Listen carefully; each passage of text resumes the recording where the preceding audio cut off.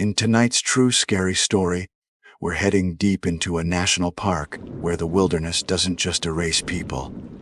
It keeps their last words. This clip uncovers a real, feeling account centered on a missing person whose final message was discovered far from any trail, far from help, and long after search teams stopped looking. What makes this case unsettling isn't just that the person vanished, but what they chose to write before they did, and where those words were found. National parks are vast, silent, and indifferent. When someone disappears out there, the forest becomes both witness and accomplice. In this story, a single recovered message offers a glimpse into the final moments of someone who realized too late that they were no longer alone. Listen closely. Every detail matters because in places like this, the last thing a missing person leaves behind is rarely meant to be found, and even more rarely meant to be rid. This is a true scary story of isolation, desperation, and the final words left behind in the wilderness.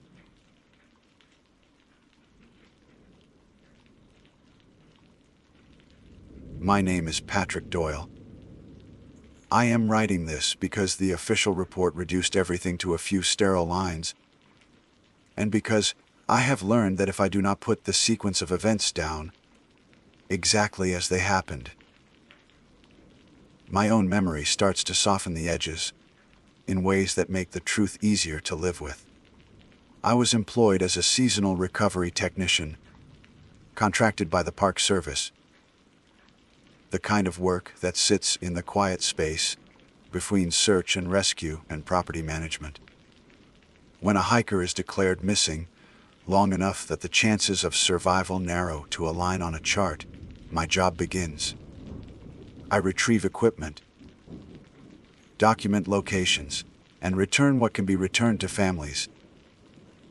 I had done this work for 3 seasons without incident, and on the morning this happened, there was nothing to suggest that this assignment would be any different.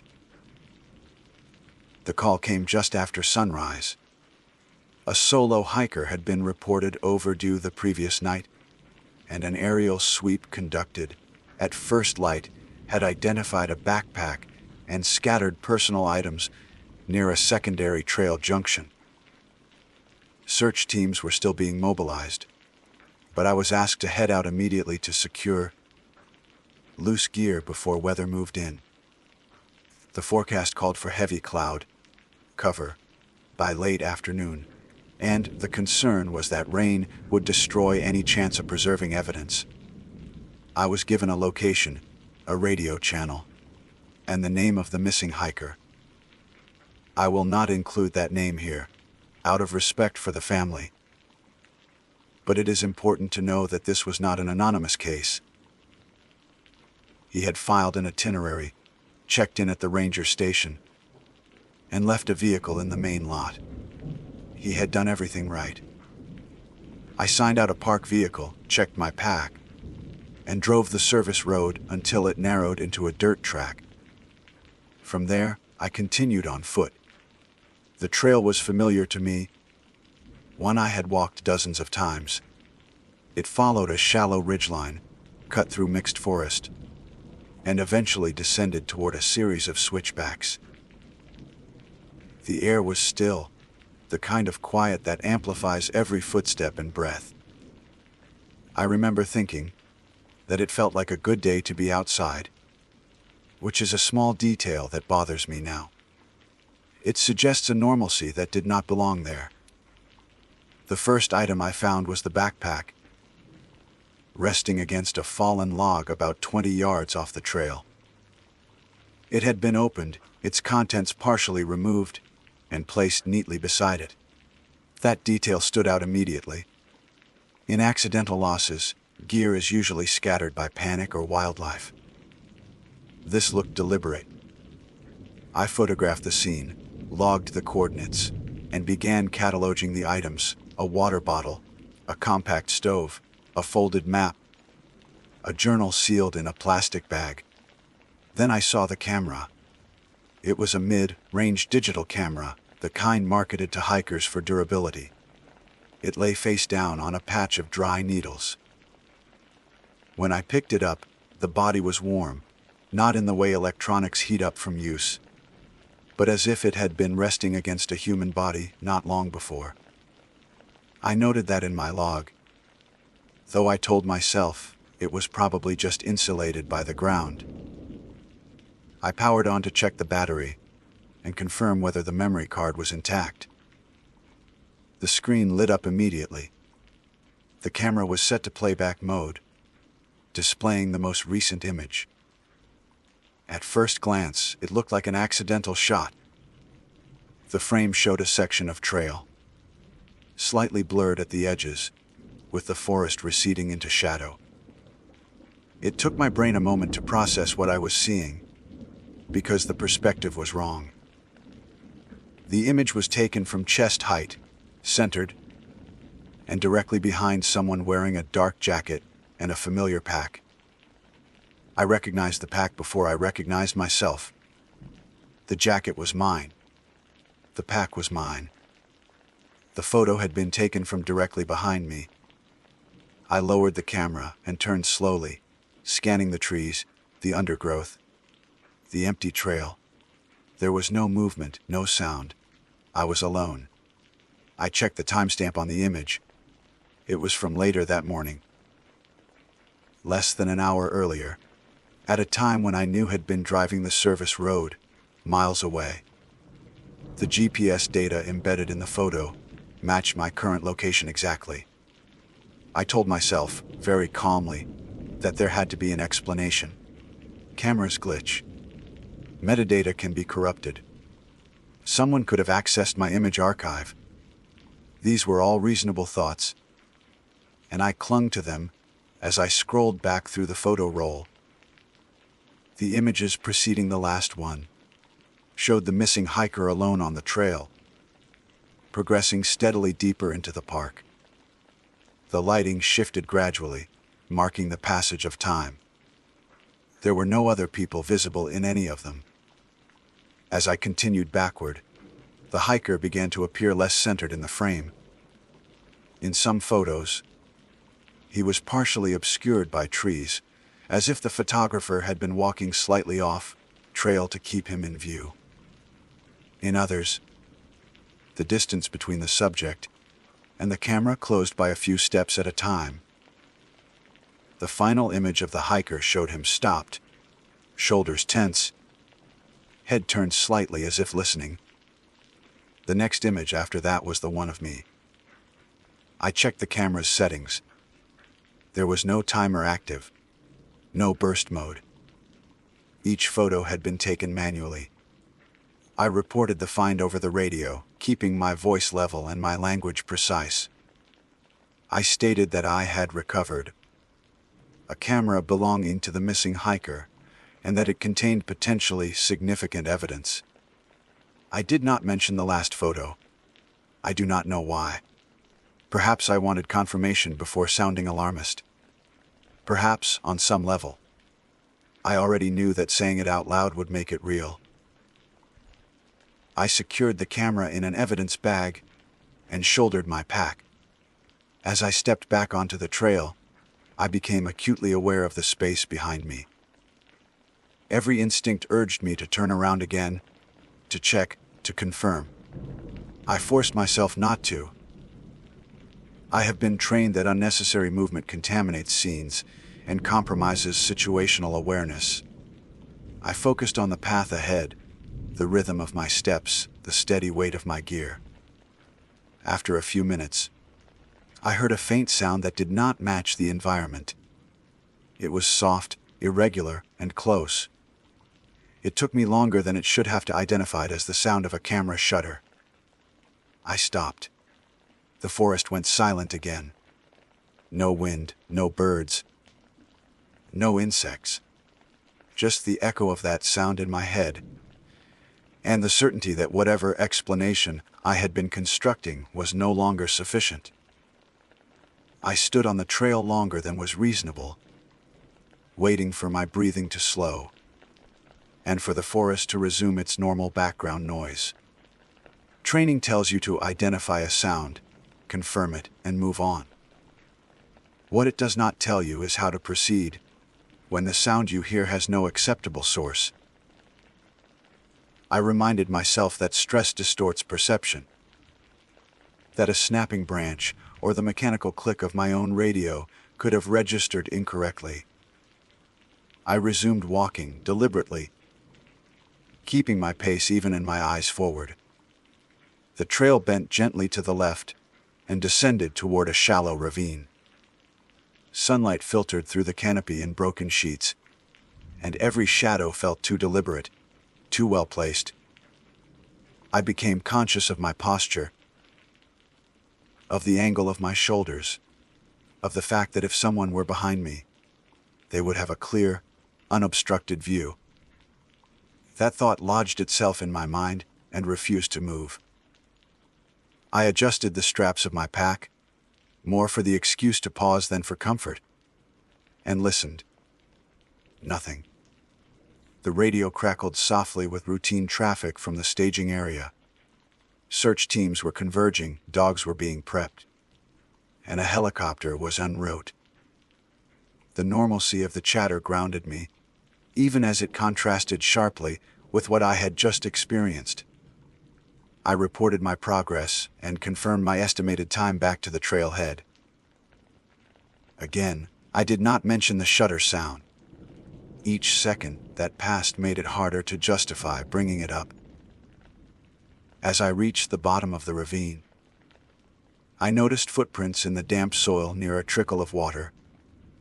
They were fresh and clearly defined, leading off the trail and paralleling it, at a distance of several yards. They matched the missing hiker's boot pattern, which was expected. What unsettled me was the second set of prints beside them. They were similar in size and tread, but offset, as if whoever made them had been walking in a way that avoided direct alignment. I crouched to examine them more closely and felt a wave of vertigo when I realized they matched my own boots.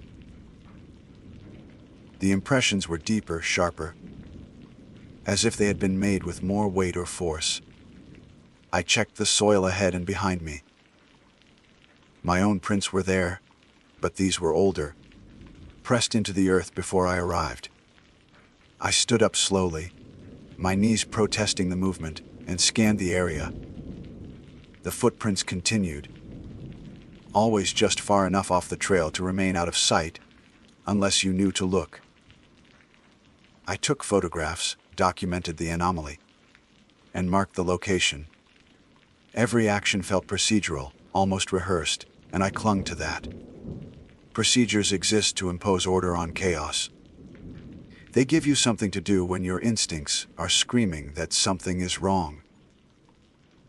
As I moved on, the sense of being observed intensified. It was not the vague discomfort of imagination, but a focused awareness, like standing under a spotlight you cannot see. The forest felt closer, the trees leaning in subtly, their trunks forming vertical lines that narrowed my field of vision. I became acutely aware of my blind spots, of the fact that I could not see directly behind myself without turning completely around. The sound came again, clearer this time. A camera shutter, unmistakable, followed by the faint whir of a lens adjusting. It was close enough that I could place it, no more than a few yards behind me. My hand moved to the radio, then stopped. Calling it in would mean admitting that I believed someone was following me, photographing me, in an area that should have been empty. It would mean stopping, waiting, and potentially turning around. I did not turn around. Instead, I stepped off the trail abruptly and moved into the brush, putting a dense stand of trees between myself and the path. I crouched low, controlling my breathing, and waited. Seconds stretched into minutes. The forest remained still. No footsteps approached, no branches shifted. When I finally edged forward to peer through the foliage, the trail was empty. My radio crackled again, this time with a direct call. I answered immediately. Relief flooded my voice, despite my efforts to sound composed. I was asked to confirm my status and whether I required assistance. No. I said I was en route and would rendezvous with the team shortly. As I spoke, I became aware of a subtle pressure at my back, like someone standing too close in a line. The sensation vanished as soon as the transmission ended. I resumed walking, faster now, my professionalism eroding under the weight of instinct. The trail climbed steadily, and with each step, I felt as though I were being paced. Not chased, not rushed, just followed with an unnerving patience. I forced myself to check my watch, to anchor myself in measurable time. Late morning. Still the same day. Still the same assignment. Ahead I spotted a clearing where the trail widened briefly. Something lay in the center of it, catching the light. As I approached, my stomach tightened. It was the camera, the same one I had secured and logged, resting openly on the ground. The evidence bag was gone. The camera body was clean, as if it had never been touched. I stopped several feet away, unwilling to close the distance. The camera powered on by itself, the screen lighting up without any input. An image filled the display, showed me standing at the edge of the clearing, frozen, mid-step. My face turned slightly, as if I had just noticed something. The angle was higher than eye level, looking down. I felt a cold certainty settle over me then. This was not a glitch or a prank or a misinterpretation. Whatever was taking these photos was not hiding. It was documenting, calmly and methodically, as if following a set of rules I did not understand. The radio burst to life again, louder this time, urgent. A team member reported visual contact with a person matching my description near the junction ahead, standing motionless just off the trail. They asked me to confirm my location. I looked at the camera, then at the trees surrounding the clearing, every shadow suddenly suspect. My voice, when I answered, sounded distant even to my own ears as I gave my coordinates and said I was alone. There was a pause on the line, long enough that I checked the signal strength. When the reply came, it was strained. They repeated that they had eyes on someone who looked exactly like me, facing away from them, not responding to commands. I closed my eyes briefly, steadying myself, and understood with chilling clarity that the photographs were not records of the past. They were updates. I did not answer the radio immediately. My attention was fixed on the camera at my feet, on the frozen image of myself framed with clinical precision. The clearing felt exposed now, the open space a liability rather than a relief. I took a slow step backward, then another, never turning my eyes from the screen. The image did not change. It did not need to. It had already served its purpose. I forced myself to speak, to anchor the moment in sound. I told the team to repeat what they were seeing, carefully, precisely. The reply came in fragments. They described a figure in my uniform, standing just beyond the junction, partially obscured by trees.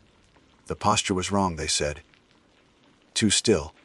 The head was angled slightly, as if listening to something behind it rather than to them. When they attempted to approach, the figure stepped off the trail and disappeared into the trees without making a sound. They asked if I was playing some kind of joke. I said no. I said I was alone. I said I was proceeding to the junction and that they should maintain their position. As I moved, I became aware of how loud my footsteps were, how every crushed needle and snapped twig sounded like a signal flare. I kept my pace steady, resisting the urge to run. Panic narrows your world, and I needed mine as wide as possible. The trail ahead seemed longer than it had any right to be, the junction just out of reach no matter how far I walked. I checked my GPS twice, confirming that I was where I thought I was, that the distance remaining was shrinking as expected. The forest did not change. There were no dramatic shifts, no sudden movements. That was what made it unbearable. Whatever was happening was subtle, controlled, and entirely indifferent to my fear. The shutter sound came again, closer than before. I felt it as much as I heard it, a small mechanical acknowledgement of my continued existence. I stopped walking and closed my eyes, counting slowly, forcing myself not to turn around. If I saw it, I was not sure what that would mean. I was not sure what seeing it would allow it to do. When I opened my eyes, the trail ahead was empty. The junction was visible now, the familiar signpost marking intersecting paths. Relief washed over me so quickly it was almost dizzying. I increased my pace, professionalism finally giving way to the simple need to be near other people. The moment I stepped into the junction, the radio erupted with overlapping voices. The team was there, just off to the side, weapons lowered but ready, faces tight with confusion and concern. They saw me emerge and fell silent as one. I must have looked as shaken as I felt, because no one questioned me when I dropped my pack and leaned heavily against the signpost. They told me what they had seen while I was approaching. The figure that resembled me had reappeared briefly on the opposite trail, always at the edge of vision, never fully turning toward them. Each time they tried to close the distance, it retreated, moving backward without stumbling, without looking where it was going. Then it was gone. I handed over the camera without explanation. I told them to check the images. They gathered around the screen, scrolling in silence. The photos had updated again. The most recent image showed the junction from a low angle, my legs visible in the frame as I leaned against the signpost. In the background, just at the edge of the shot, a second figure stood partially concealed by trees, facing the camera. Its face was obscured by shadow, but the outline was unmistakable. The timestamp was current. The GPS data placed the camera directly behind me. No one spoke for a long moment. There are things that resist immediate interpretation, that short-circuit the part of the brain responsible for rationalization. This was one of them. The team leader finally ordered a perimeter sweep, his voice clipped and controlled. They spread out, moving quickly but carefully, eyes scanning every inch of forest. They found nothing.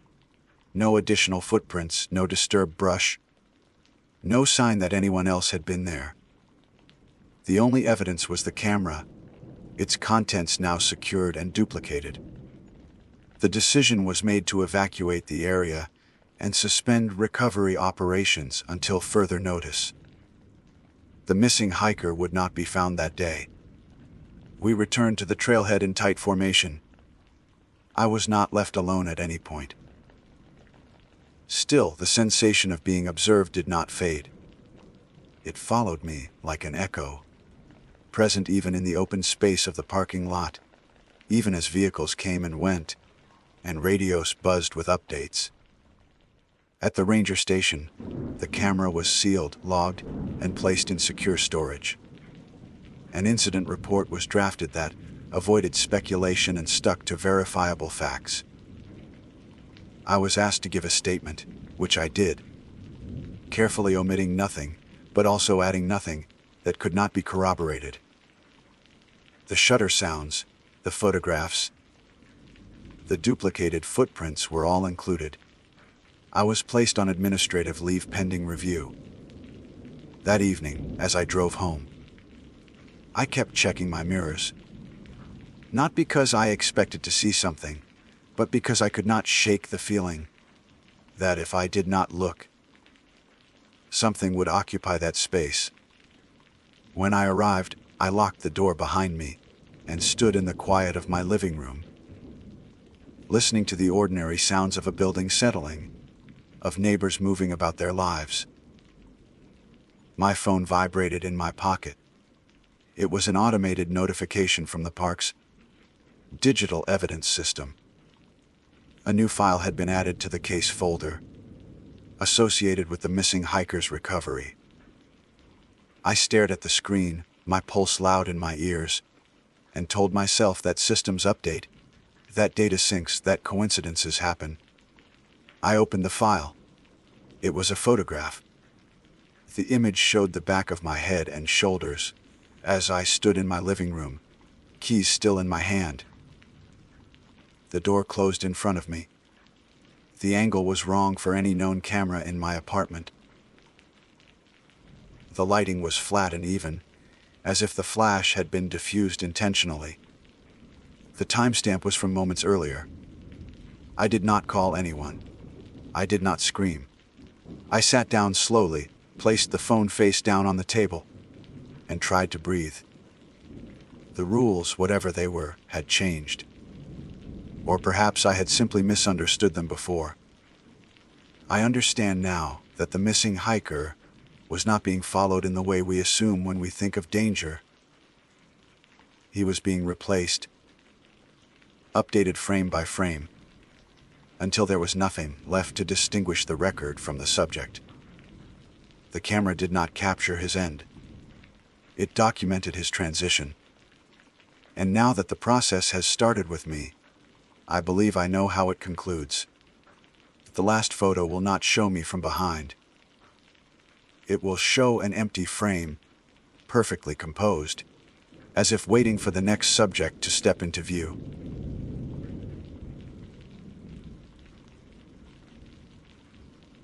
My name is Cole Donovan. I am writing this account as clearly and accurately as I can, not to dramatize what happened, but to document it while the sequence of events is still intact in my memory. I work as a contracted trail maintenance technician, an occasional search support volunteer in state-managed wilderness areas. I am not a ranger, not law enforcement, and not prone to superstition. My role is practical: inspect trails, verify signage, clear fallen markers, and report hazards that could interfere with navigation or rescue operations. I was assigned to survey a backcountry loop that had recently been closed due to multiple missing person incidents, all of which had begun as routine solo hikes and ended without recovered bodies. The closure order came with an additional request. Over the previous 3 weeks, handwritten trail notes had been discovered along secondary paths, branching off the main loop. The notes were written on scraps of paper, bark, and in one case the inner lining of a trail register, all using the same graphite pencil.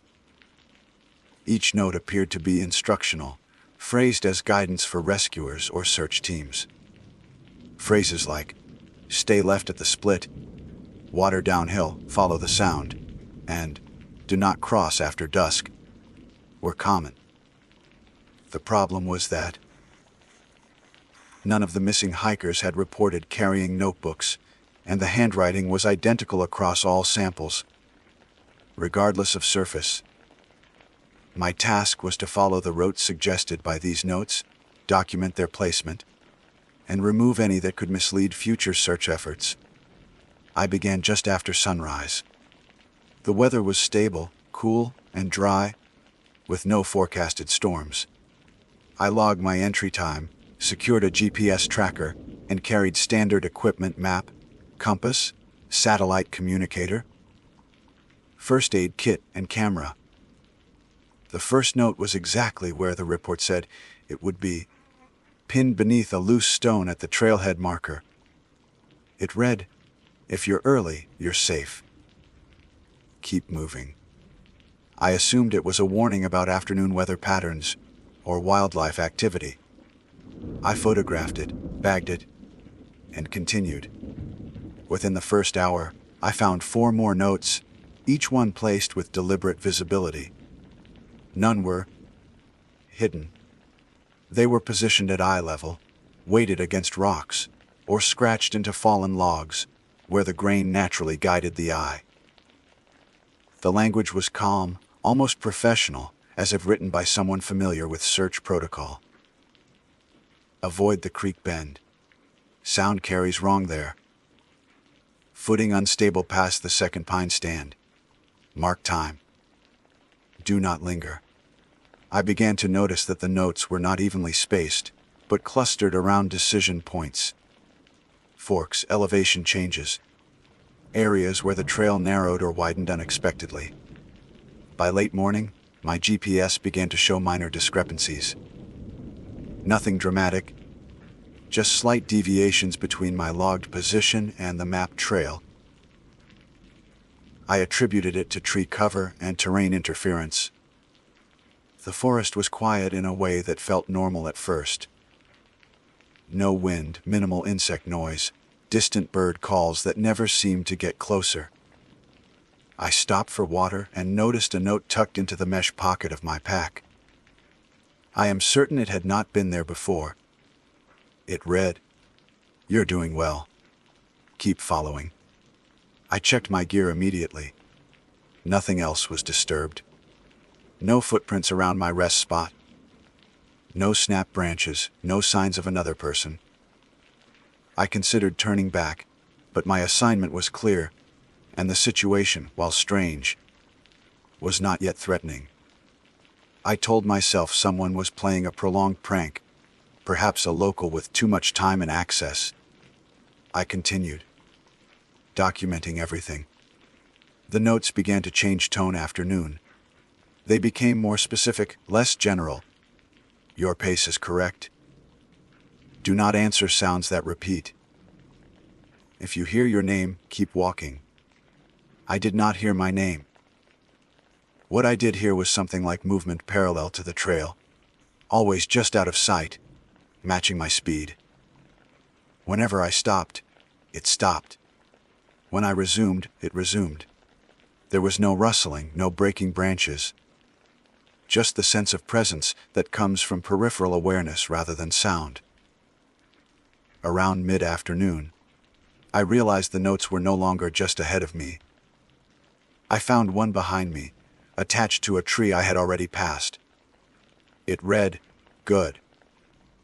It's still following." That was the moment I understood the notes were not meant for me alone. They were directional, but not solely for human guidance. The placement made sense if viewed from 2 perspectives, mine, moving forward, and something else, trailing at a fixed distance.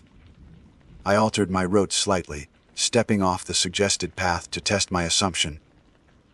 Within minutes, I found another note on the ground ahead of me, written on a strip of bark that could not have been placed without deliberate intent.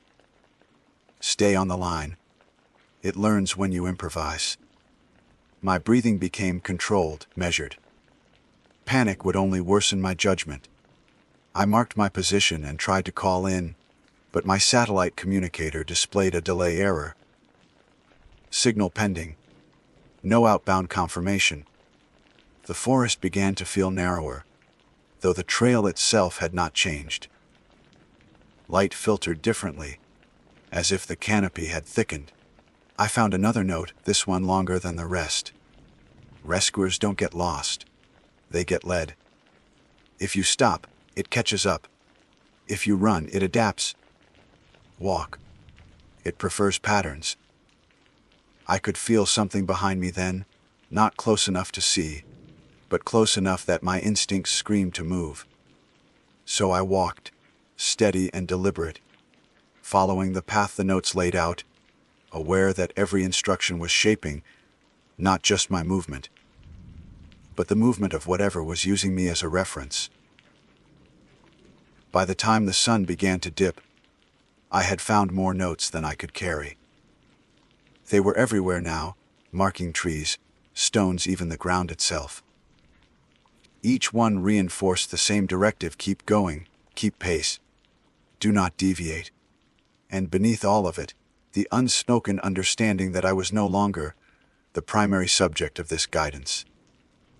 I was the bait, the constant variable, the moving marker that something else was being taught to follow. I did not stop walking as the light faded. I did not call out. I did not look back. I followed the notes, because they were the only thing keeping a measured distance between me and whatever was learning my trail. I continued walking as daylight thinned, the forest taking on that flat, colorless tone that comes just before dusk fully settles in.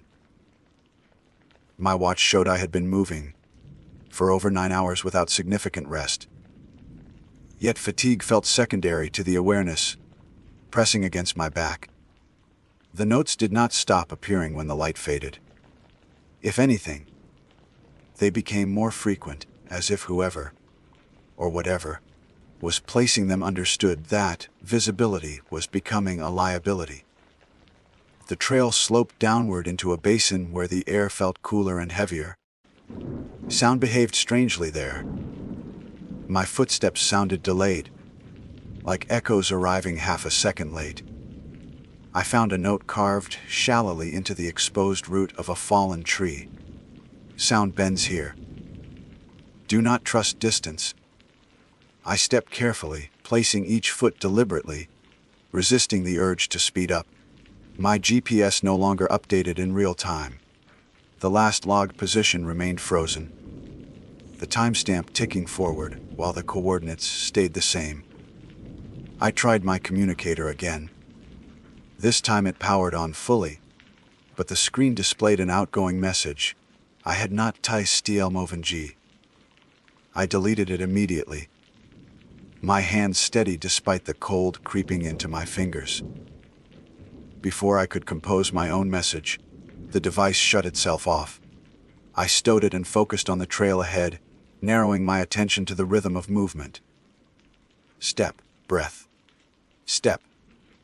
The first time I heard something clearly, it was my own voice. Not speaking, but breathing. The sound came from behind me, slightly offset, as if someone were walking the same pace, matching my inhale and exhale with near perfect timing. I did not turn around.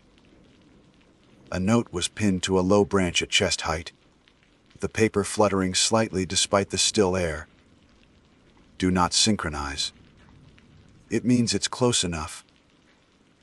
I altered my breathing immediately, forcing irregular intervals, shallow inhales followed by long pauses. The sound behind me faltered, then resumed, less precise than before. As night settled in fully, the forest lost its depth. My headlamp illuminated only what was directly ahead, turning trees into flat cutouts and shadows into solid walls. The notes reflected light faintly, the graphite catching the beam just enough to draw the eye.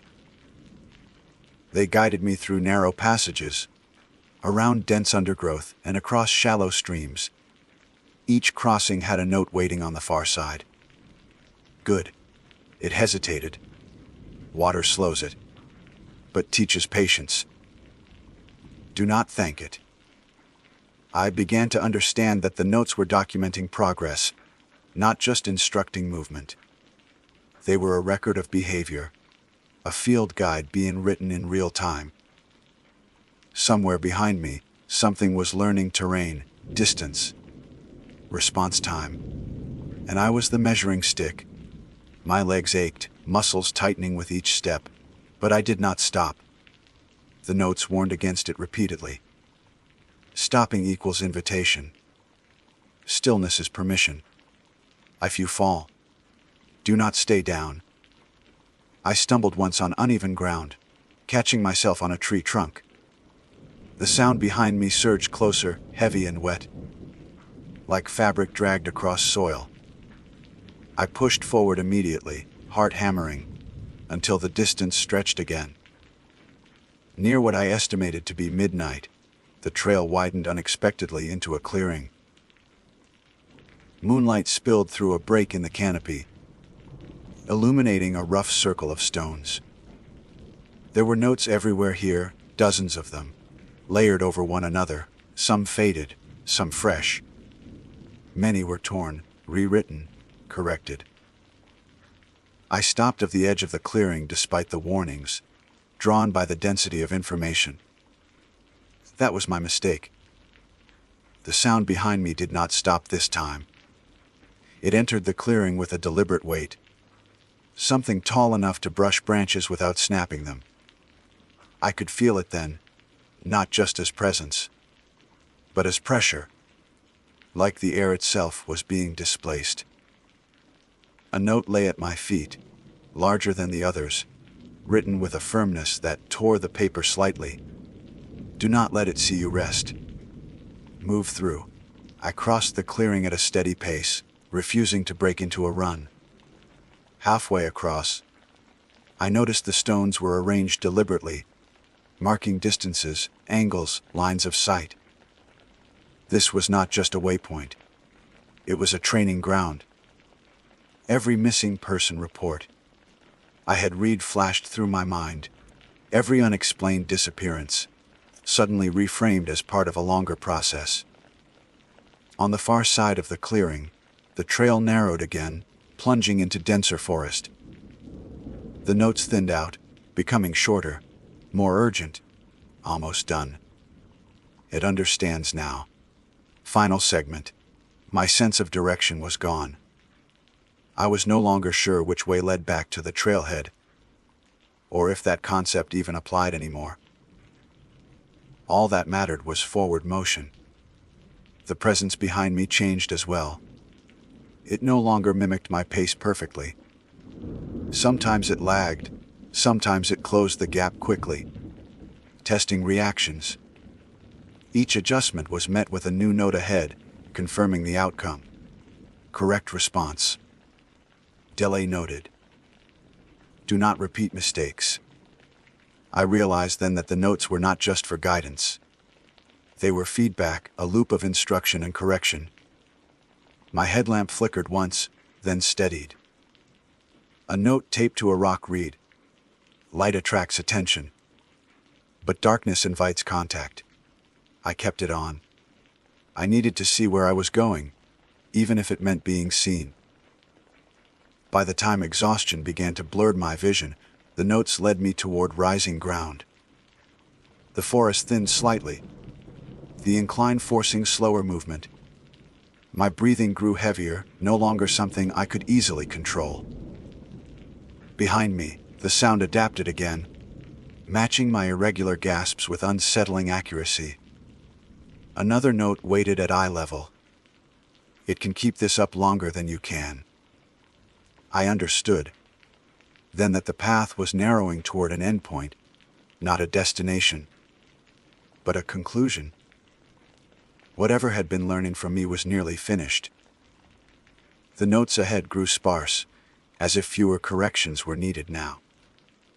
The trail straightened, the forest, opening just enough to suggest a boundary ahead. I did not know what would happen when the notes stopped. I only knew that they had not been written to save me. They had been written to make sure something else arrived fully prepared.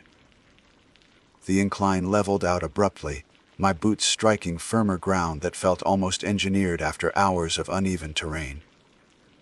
Ahead, the trees thinned into a long, straight corridor, unnaturally uniform, as if the forest had been trimmed back along a single line. The notes stopped appearing on the ground and trees, and instead clustered on one final wooden post driven deep into the soil. There were dozens of scraps nailed into it, layered until the wood beneath was barely visible. I forced myself to read them, knowing instinctively that this was the last place where information would be offered freely. Most of the notes were no longer instructional. They were observational. Stride length consistent, Reaction time acceptable. Fatigue onset delayed longer than previous. Some were crossed out, replaced with cleaner handwriting beneath. Others bore corrections in the margins, as though someone had reviewed and refined them after the fact. At the center, written on a larger sheet of paper, was a sentence that made my hands tremble, despite my effort to stay calm. Rescuer profile complete. I understood then why the missing hikers had never been found. They had not been the end goal. They had been drafts. The sound behind me stopped at the edge of the corridor. For the first time since afternoon, there was no parallel movement, no pressure at my back. The silence was immediate and complete, the kind that makes your ears ring as they strain to fill the void. I took a single step forward, then another. The corridor extended farther than my headlamp could reach, the beams swallowed by darkness that seemed thicker than night should be. A final note lay directly in my path, placed carefully at the center of the corridor. Walk alone from here. I hesitated, every survival instinct screaming that separation meant vulnerability. But I had already been alone in every way that mattered. Whatever had followed me no longer needed proximity. It had learned enough. I moved forward, counting steps to keep my mind anchored. 10, 20, 30. My breathing sounded too loud in the stillness.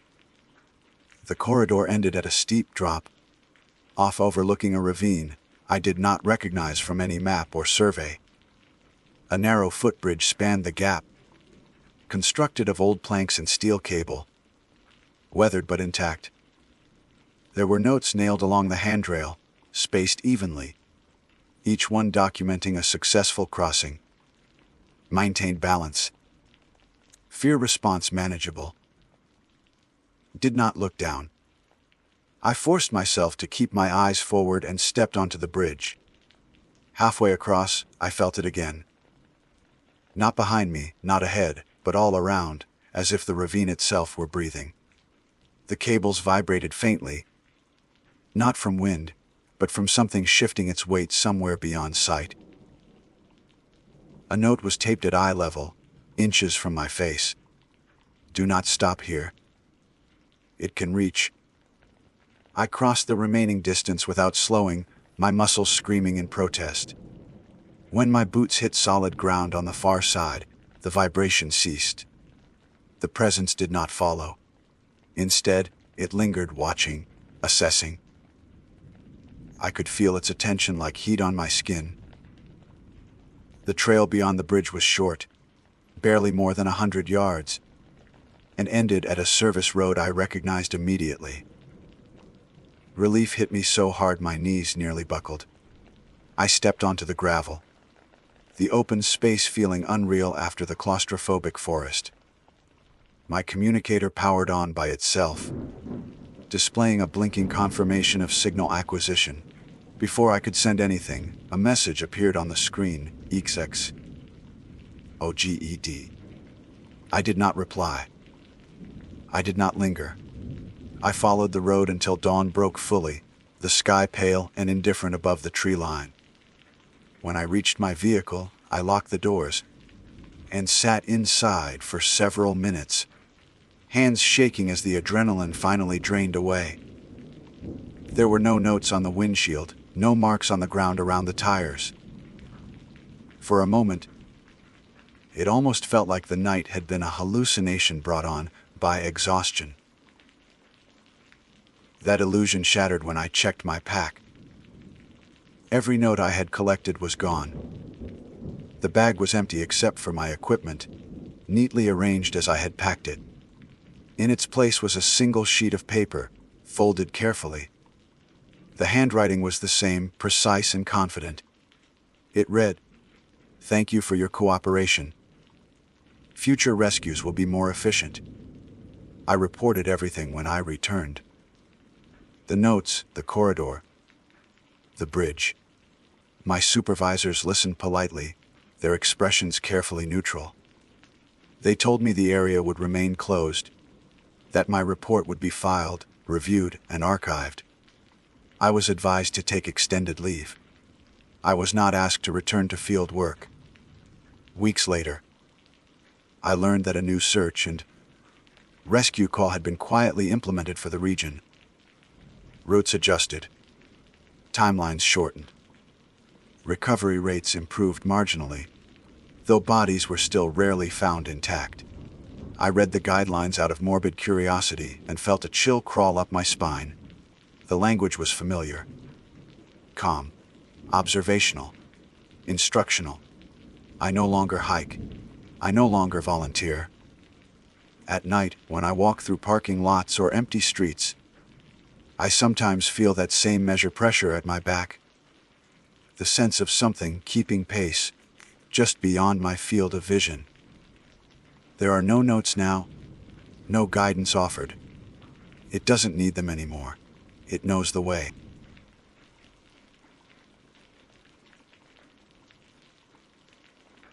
My name is Nathan Brooks. I am employed as an administrative records coordinator for a regional ranger district in the Pacific Northwest, a position that places me behind a desk more often than on a trail.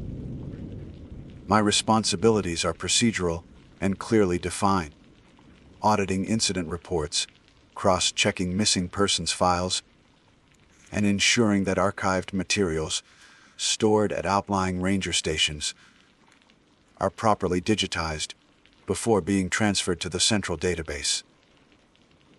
I had been in this role for just under 3 years, and until the incident I am about to describe, I had never experienced anything that challenged my understanding of how those systems functioned or how firmly they were separated from anything resembling the unknown. The assignment that day was routine. A seasonal station shut down for the winter months needed its remaining records reviewed before a scheduled power cutoff. I arrived shortly after sunrise, unlocked the building, and activated the generator to bring minimal systems online. The station was old but meticulously organized, the kind of place where everything had a layout and every label had a corresponding entry in a ledger. There was no internet connection. The station's location was too remote, and its use too limited, to justify the expense. All computers there were configured for offline access only, intended solely for viewing and cataloging locally stored documents. I logged into the main terminal, using my assigned credentials, and began my work.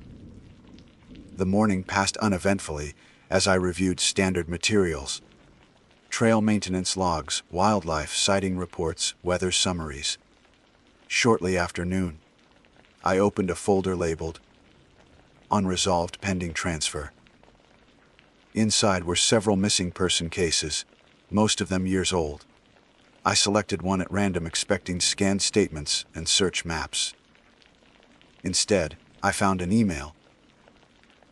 The file name followed our standard naming convention, but the format was unmistakable: a plain text email message, complete with headers, timestamps, and a sender address. At first, I assumed it had been mistakenly stored there, perhaps copied from another system. Then I noticed the timestamp. It was dated that morning, less than 2 hours earlier. I checked the network indicator out of habit. As expected, it showed no connection. The station had never been connected to the internet, not even temporarily. There was no cellular signal either. My phone confirmed that immediately. I sat back in the chair, reading the header again, looking for an explanation that would preserve some sense of normality. There was none. The sender's name caught my attention next. It matched a missing hiker reported 6 months earlier, a man named Daniel Mercer. His case was familiar to me because it had never progressed beyond the initial search window. No equipment recovered. no confirmed sightings. The file had been closed with the usual language, pending new information that never came. I opened the email. The tone was formal, almost restrained, as if the writer had taken care to remain calm. Daniel wrote about being lost, but not in the frantic way I expected.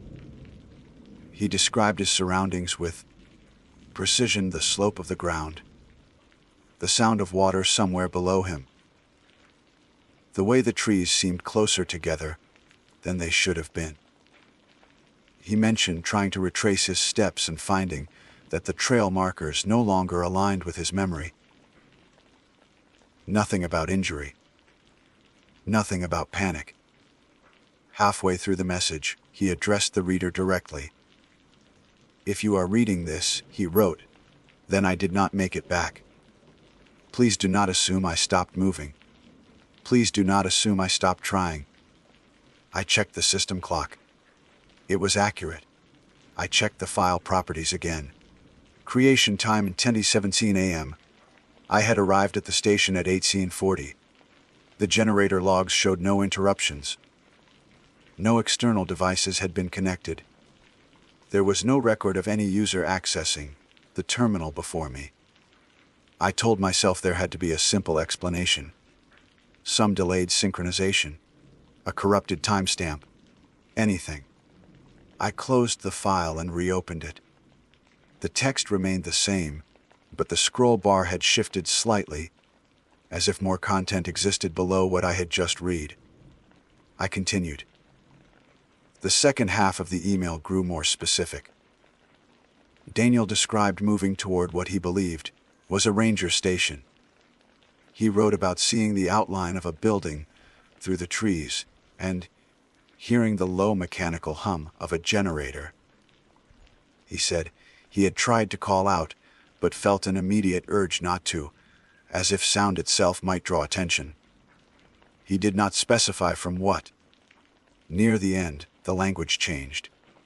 The sentences became shorter, more deliberate. He wrote that he was close now, that the lights were on, that someone was inside. I felt a tightening in my chest that I could not immediately explain. I stood up and looked around the room.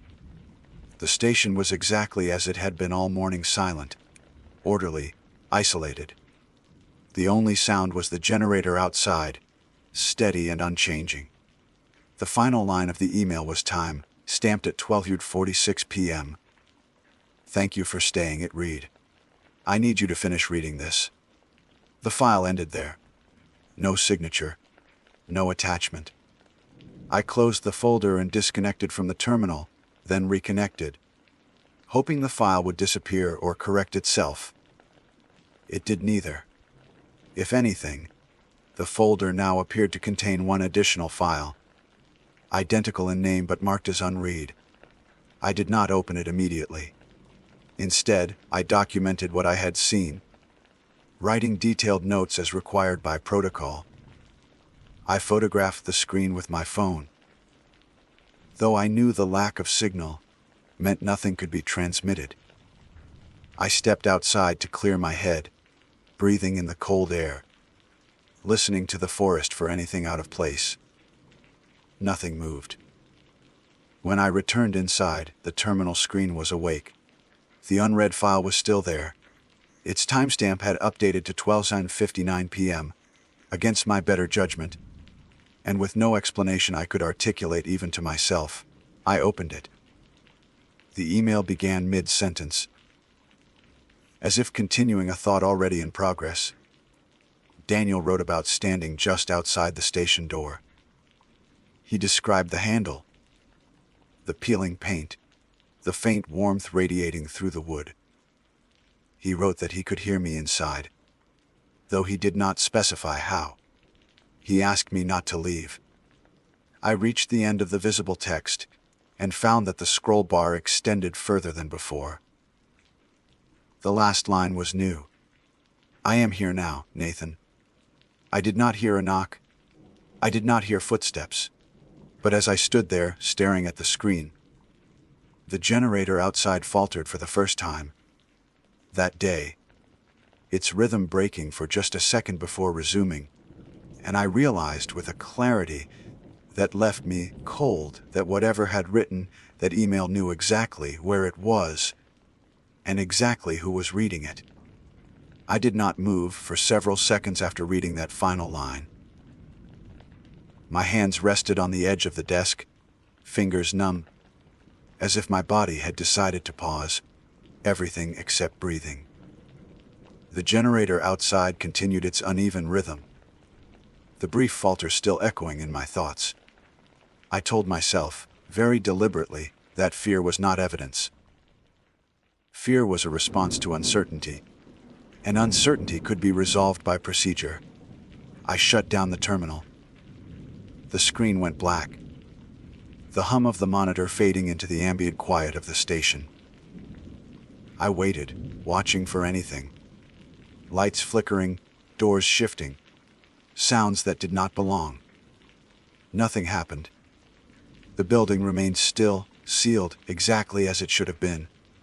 I checked every room. The bunk area was empty. The supply closet was locked. The radio room held nothing but dormant equipment and a thin layer of dust. The front door was secured from the inside, its deadbolt firmly in place. There were no footprints on the porch outside, no marks in the dirt, no sign that anyone had approached the building at all. That should have been enough. I told myself the email was a corrupted local file, some artifact created by damaged storage media. The human brain is remarkably good at finding patterns when it wants to, especially under stress. I repeated that explanation several times as I restarted the generator, reactivated the terminal, and logged back in. The folder reappeared immediately. There were now 3 unread files. The timestamps advanced in regular intervals, each one exactly 13 minutes apart. That detail bothered me more than the content itself. It suggested intent, structure, deliberation. I opened the earliest of the new messages. Daniel wrote about waiting. He said the door had not opened when he expected it to, but that he understood why. He wrote that being seen mattered more than being helped. He described standing very still, listening to my movements inside the station, learning the cadence of my steps. He wrote that the building felt familiar to him, even though he had never been inside before. I stopped reading halfway through and looked up, suddenly aware of how much noise I made simply by existing. The faint creak of the chair, the soft brush of fabric as I shifted my weight. Sounds I had never given a second thought now felt exposed, as if they were signals rather than byproducts. I finished the message. The last line thanked me again, not for reading but for staying predictable. I opened the next file. This one was shorter. Daniel wrote about the forest changing when night approached, about how distances collapsed in sound, carried in ways that made direction meaningless. He said he no longer trusted his senses, but that the station had become an anchor. He could feel it, he wrote, like a gravity well.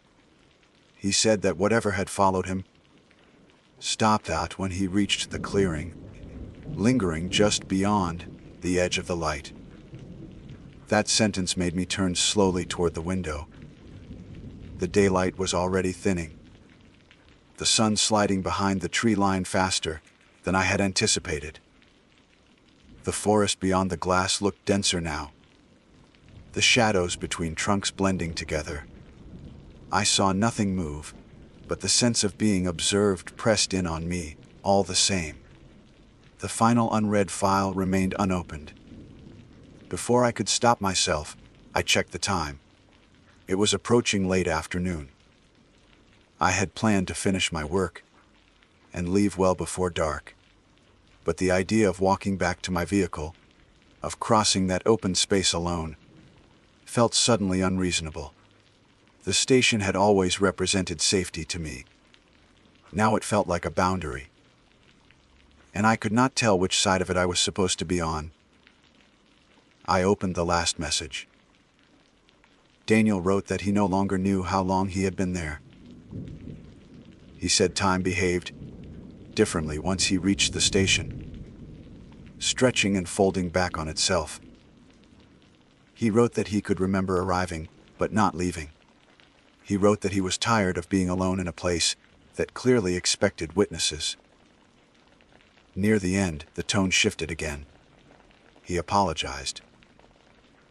He said that the computer was the only way he could be sure someone would stay long enough to listen. Radios could be turned off. Doors could be locked. But words, once read, had a way of keeping people where they were. The message ended with instructions. He asked me to leave the generator running overnight. He asked me not to disconnect the terminal again. He asked me to stay until morning. Just as he had. I pushed back from the desk chair, scraped loudly against the floor. The sound echoed through the building. Far too sharp, far too sudden. I waited for something to respond. Nothing did. I tried to call my supervisor. No signal. I tried the emergency radio, cycling through frequencies, listening to static and silence in equal measure. I documented everything again, adding timestamps, recording my observations in a way that felt increasingly performative. Procedure had become a ritual, something to hold on to rather than a path to resolution. As dusk settled fully, the station lights cast long, unnatural shadows across the walls. The forest outside dissolved into a single dark mass. I locked the door again, even though it already was, and checked it twice more before stepping away. The terminal screen flickered. A new file appeared. This one was not marked unread. It was already open.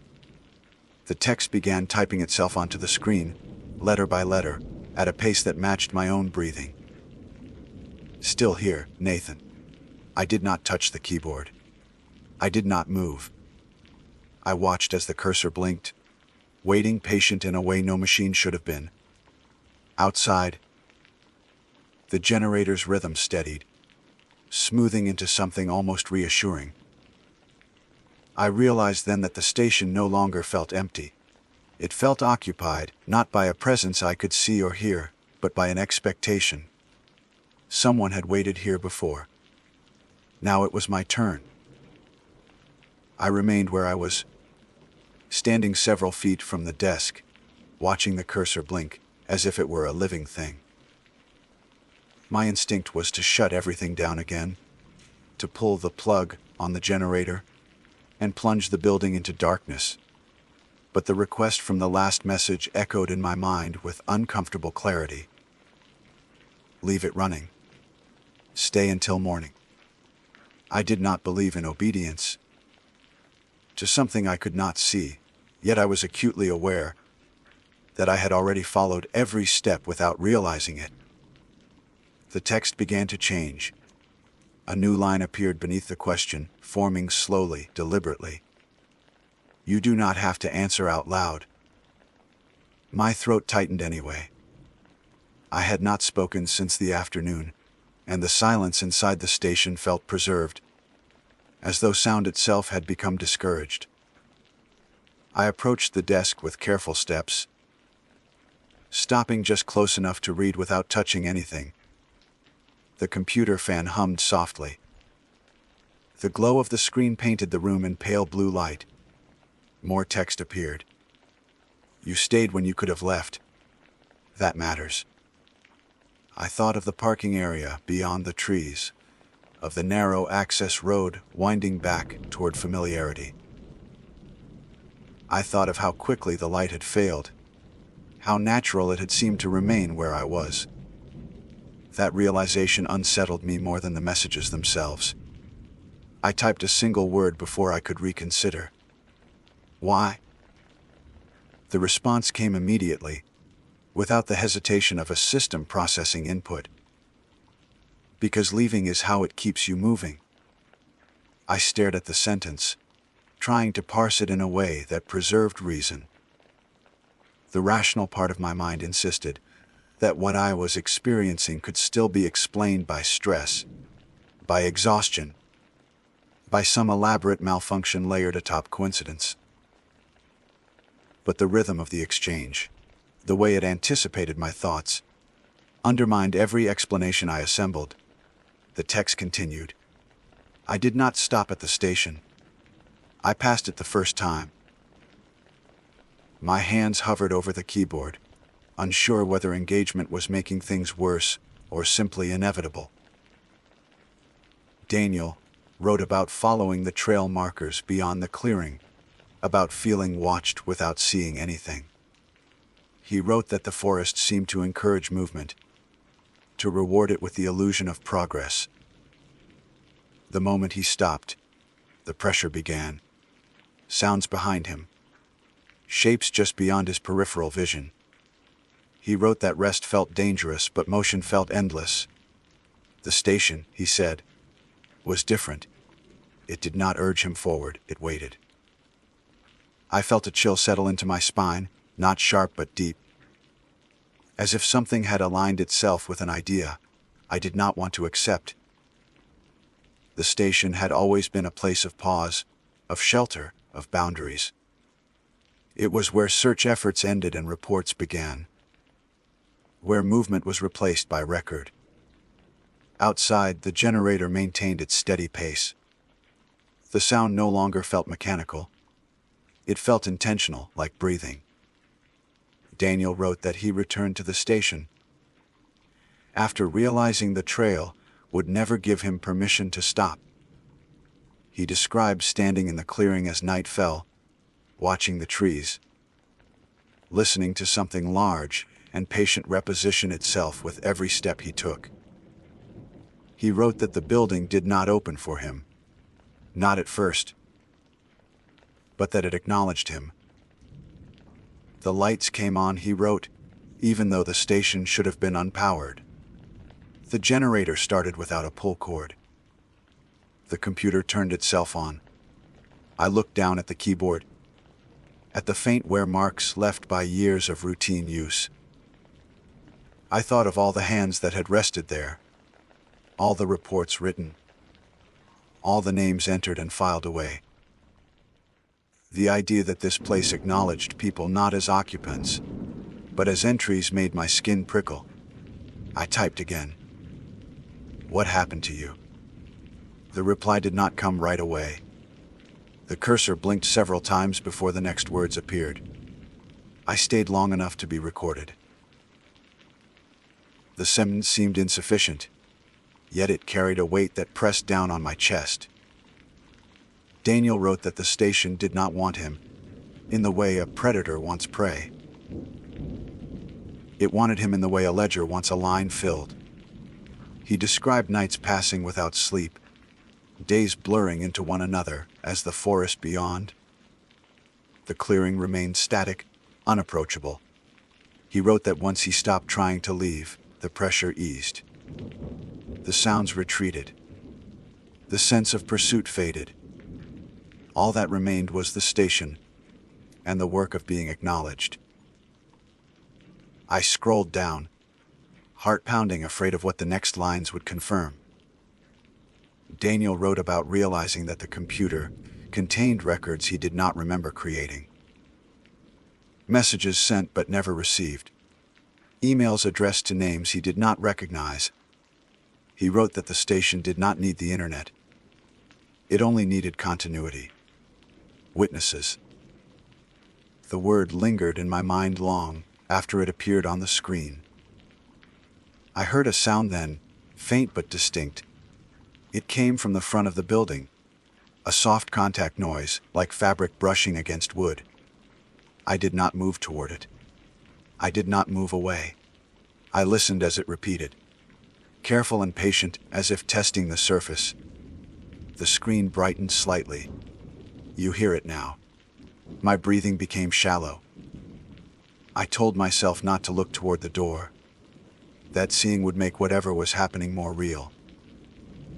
The sound did not escalate. It did not demand attention. It simply existed, consistent and unhurried. Daniel wrote that the station never forced him inside. It did not need to. Once he accepted that staying was safer than leaving, the transition happened on its own. He wrote that the last thing he remembered clearly was sitting at the computer, reading his own words appear back at him. I checked the system clock again. Hours had passed without my noticing. The time was well past midnight. Another line appeared. It will stop following you if you stop trying to leave. I thought of the forest beyond the clearing, of the idea of movement as survival. I thought of how many cases I had cataloged, where the last known decision was to keep going, to push forward, to refuse stillness. I wondered how many of those people had passed places like this one and never understood what they were for. The sound at the door ceased. In its absence, the silence felt heavier than before, compressed and attentive. The station felt complete in a way I could not explain. Daniel's final words filled the screen. Someone has to stay so the records remain true. The implication settled over me with terrible calm. This was not a trap in the conventional sense. There were no locked doors, no physical restraints. The station offered an exchange. Safety from whatever pursued movement in return for presence. Continuity. Being read. I stood there for a long time, watching the cursor blink beneath the last line. When I finally typed, my fingers did not shake. What happens if I leave? The response appeared slowly, as if considering the phrasing. Then the email stopped being the last thing people leave behind. I did not hear the forest again after that. No movement, no sound beyond the generator, and the quiet hum of the computer. Dawn arrived gradually, pale light filtering through the windows without, changing the shape of the shadows inside. I never opened the door. When my supervisor arrived later that morning, responding to my failure to check in, he found the station powered, the generator running, and the terminal active. My notes were complete. The records were up to date. The missing persons folder contained no new files. My phone was on the desk, untouched, still showing no signal. They say I was disoriented, that exhaustion explains the gaps in my memory. They say I insisted on filing one last report before leaving. I do not remember writing it, but I have since reviewed the document. It is formatted correctly. It follows protocol. It states that the station remains operational, and that I stayed long enough to be recorded.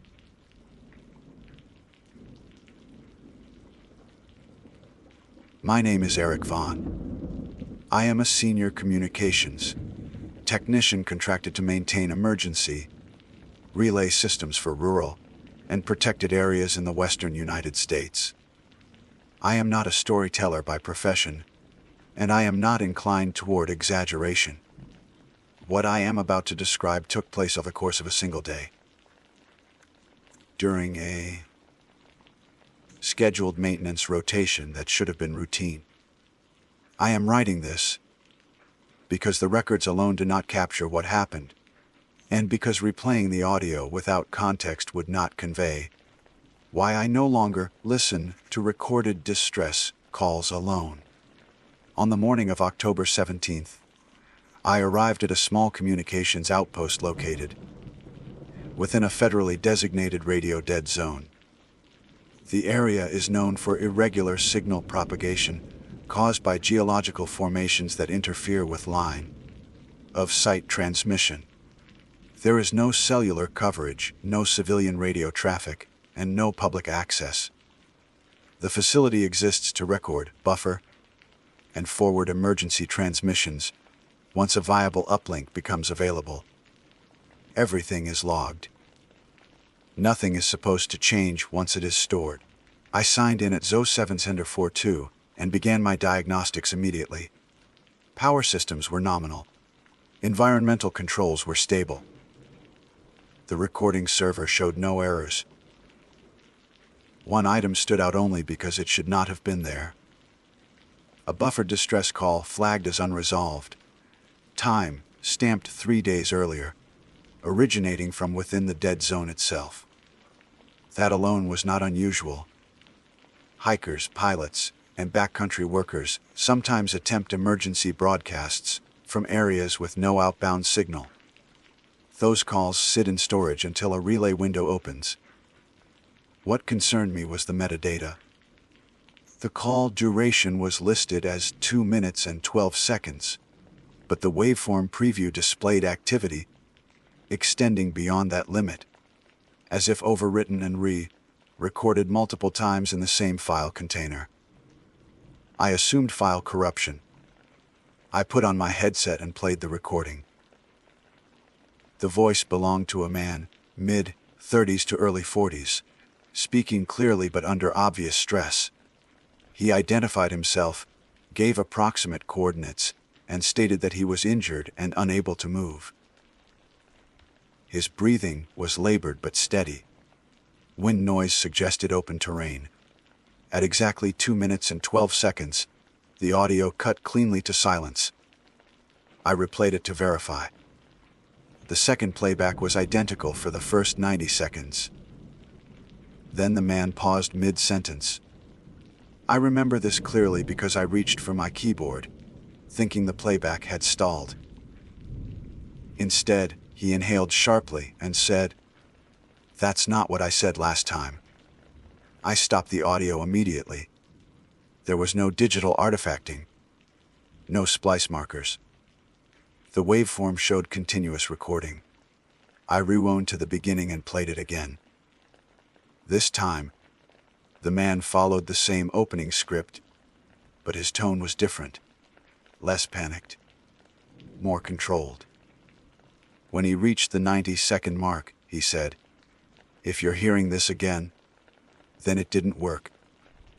He exhaled slowly, then added, "You're closer now." I checked the system clock. I checked the file hash. I checked the server logs. The file had not been modified since it was first written. There was no external input, no live microphone, no uplink.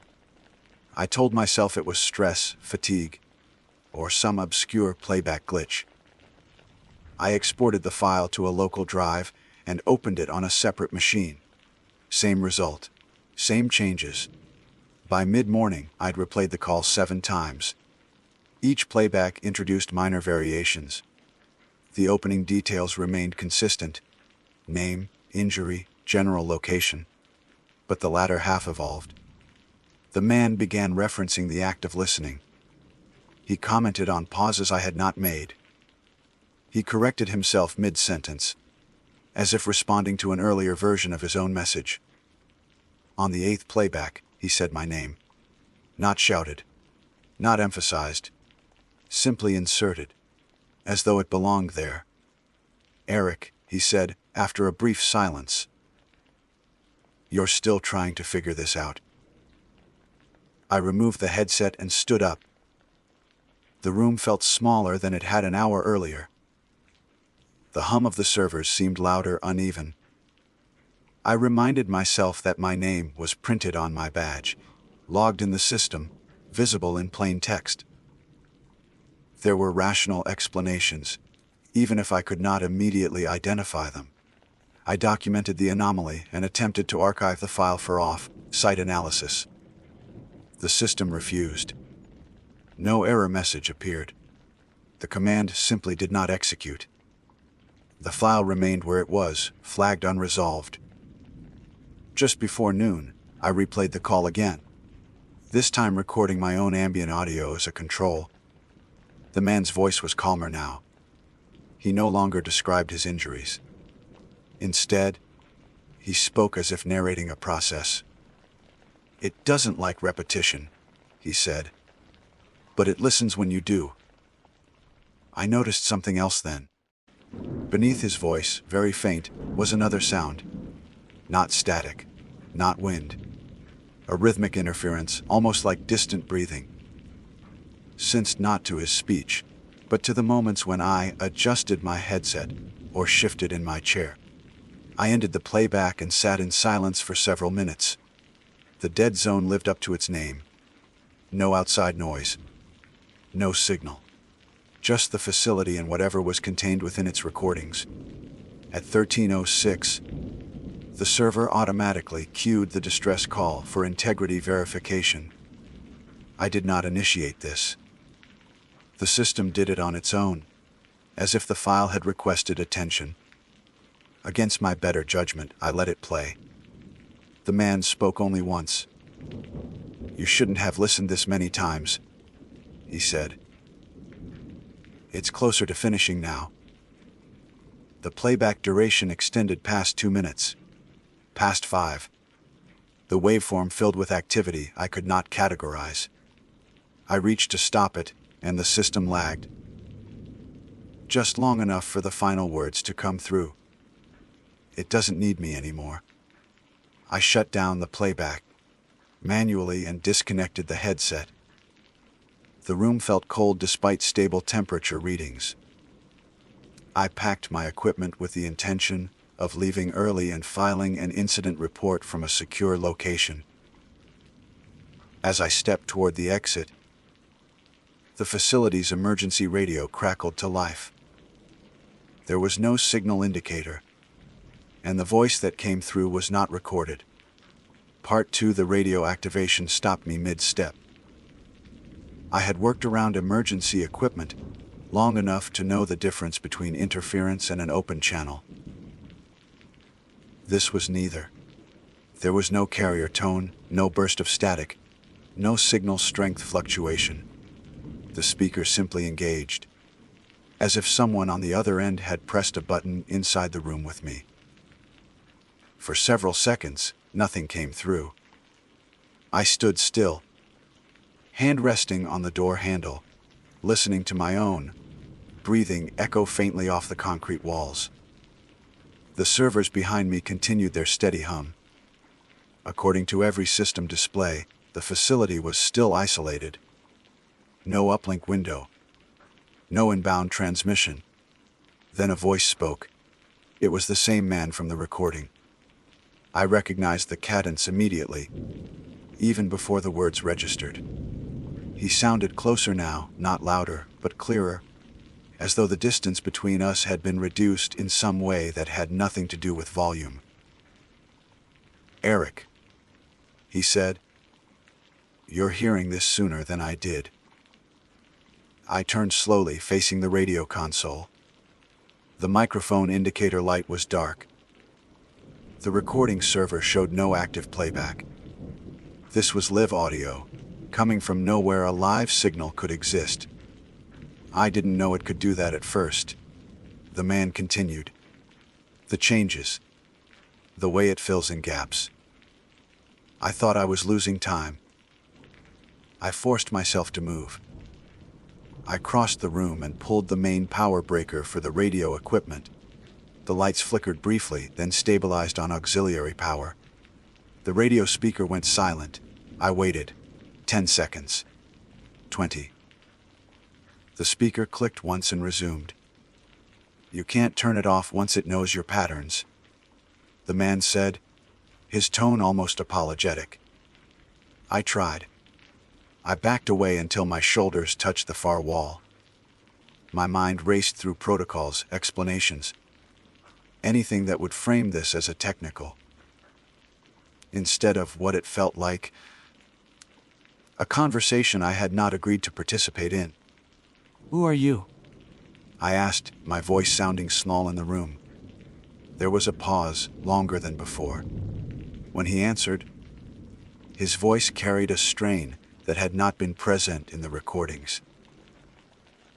"That depends on which version you've heard," he said.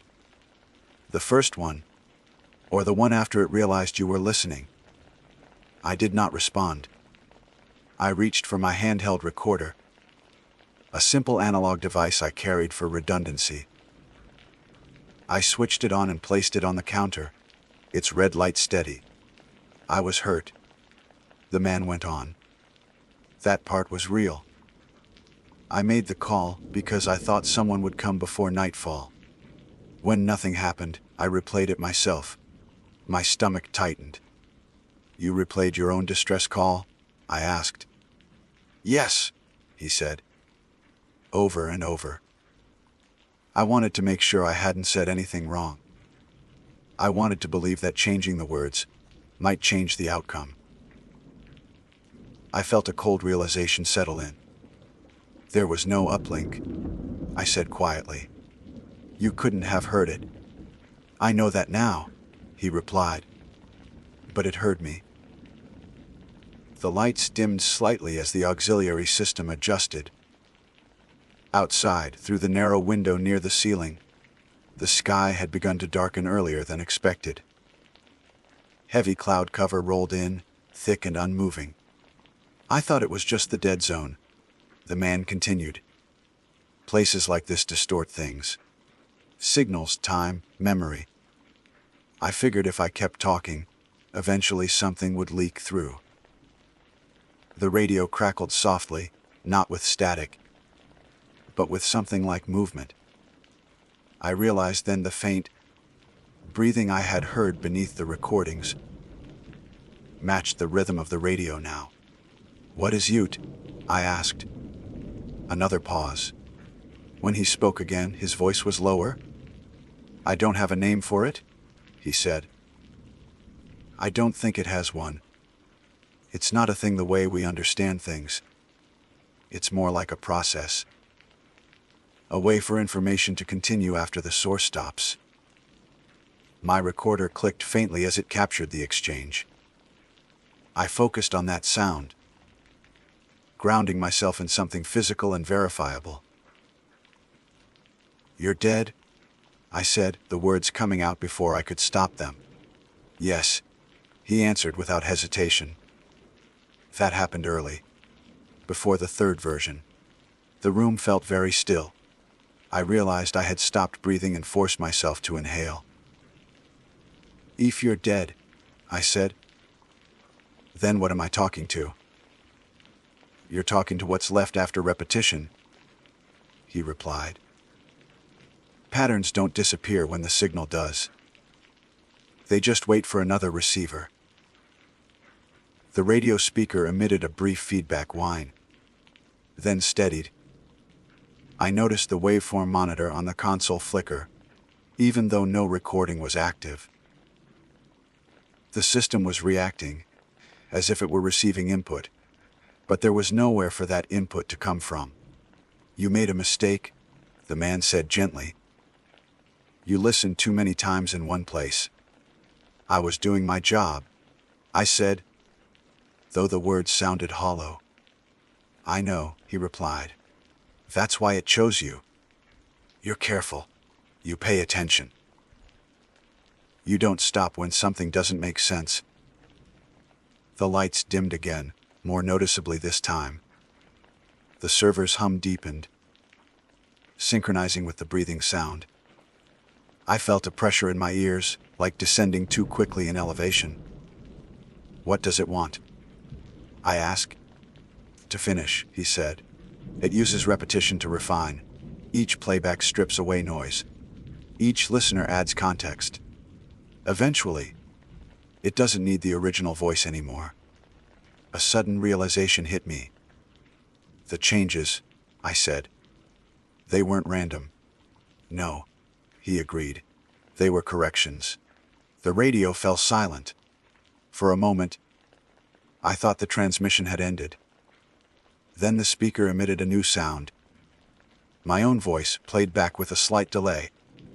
Hello, it said, matching the word I had spoken earlier, but stretched, altered, as though filtered through memory rather than electronics. I lunged for the power breaker again, cutting auxiliary power completely. The room plunged into darkness, illuminated only by the small emergency LEDs along the floor. Silence returned. True silence. I stood there, heart pounding, waiting for the radio to resume. It did not.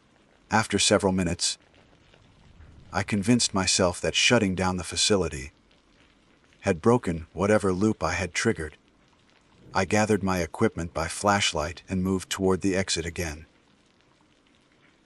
As I opened the door, my handheld recorder beeped, signaling the end of its storage capacity. I glanced down at it. The display showed a file length far longer than the time I had been recording, and beneath the duration counter, a new label scrolled slowly across the screen. Playback version 12.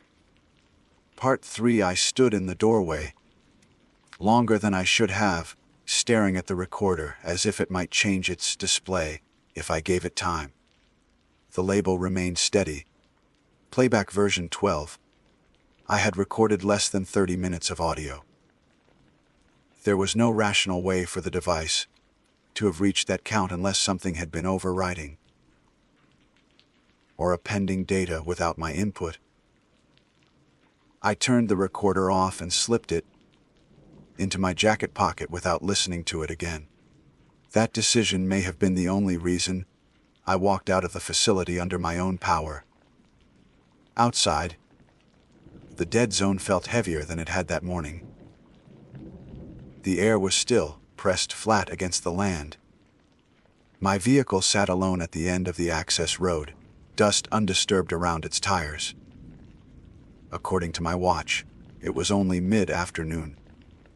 Yet, the light had the muted quality of early evening, as though the day had shortened around me. I started the engine and pulled away from the facility, without looking back. The road wound through uneven terrain, where radio interference was strongest.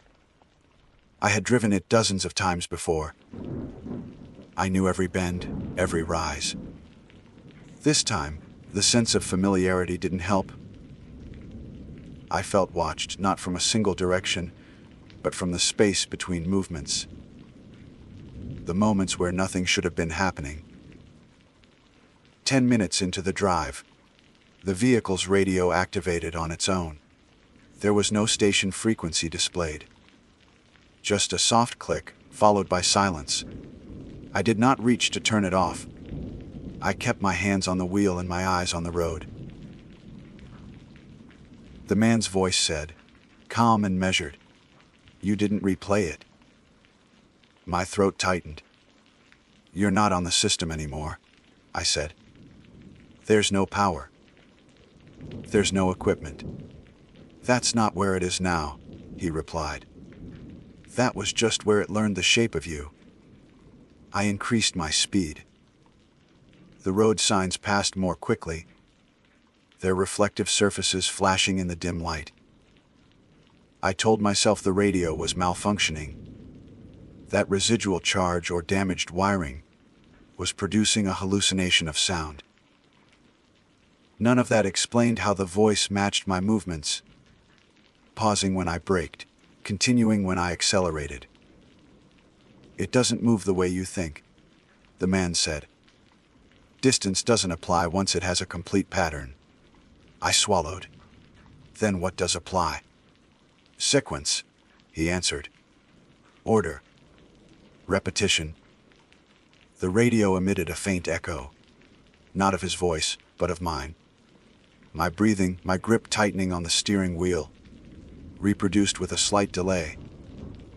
I felt a surge of panic and reached to shut the radio off. Before my fingers touched the dial, the voice spoke again. "If you interrupt it now, it will fill in the gaps incorrectly," he said. That's what happened to me. I froze. "What gaps?" I asked. "The ones you leave behind," he replied. "When you stop listening." The road straightened ahead of me, opening into a long stretch where the dead zone was at its deepest. My GPS display flickered, then went dark. I had expected that. What I hadn't expected was the clock on the dashboard resetting to 0. The radio hissed softly, like something settling into place. "You're almost out of range," the man said. That's where the last correction happens.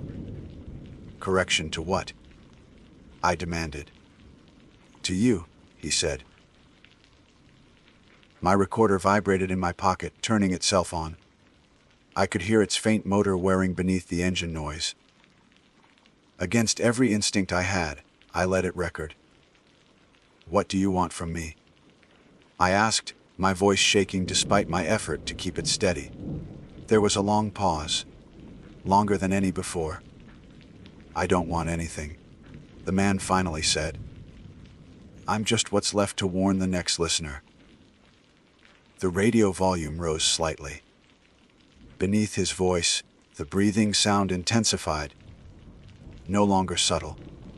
It matched my own breaths perfectly now, overlapping them, arriving just before I inhaled, just before I exhaled. You're repeating the same sequence I did, he continued. Listening, questioning, trying to impose meaning. It feeds on that. Each time you acknowledge it, you give it another data point. A cold understanding settled over me. Then why are you still talking? I asked. Because it hasn't finished with you yet, he replied.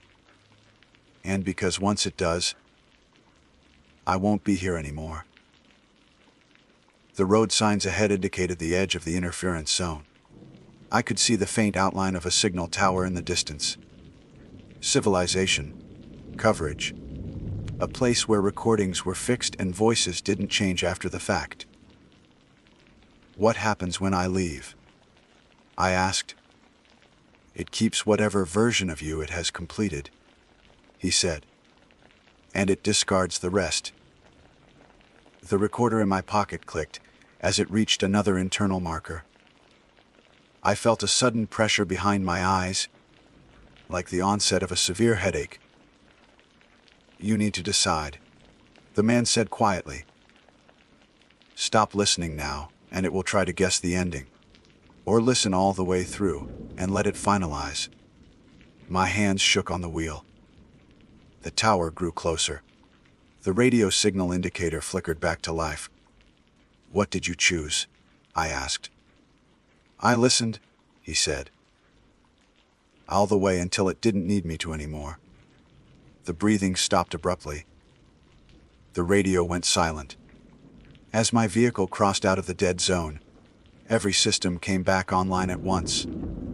GPS coordinates stabilized. The dashboard clock corrected itself. The radio reset to a default station, playing an ordinary song at an ordinary volume. I pulled over at the first safe turnout and sat there, shaking, listening to nothing but my own breath. When I finally gathered the courage to check the recorder, the file list showed only one entry. Duration 0712, no version number, no additional data. I drove straight to the nearest office with a secure uplink and filed my report before sunset. I turned in the recorder, the vehicle, and my access credentials. I resigned effective immediately. That night, at home, I lay awake replaying the day in my head, resisting the urge to review the audio one last time. I told myself that not listening was the safest choice. At 02:17 a.m., my phone buzzed with a voicemail notification. There was no number attached.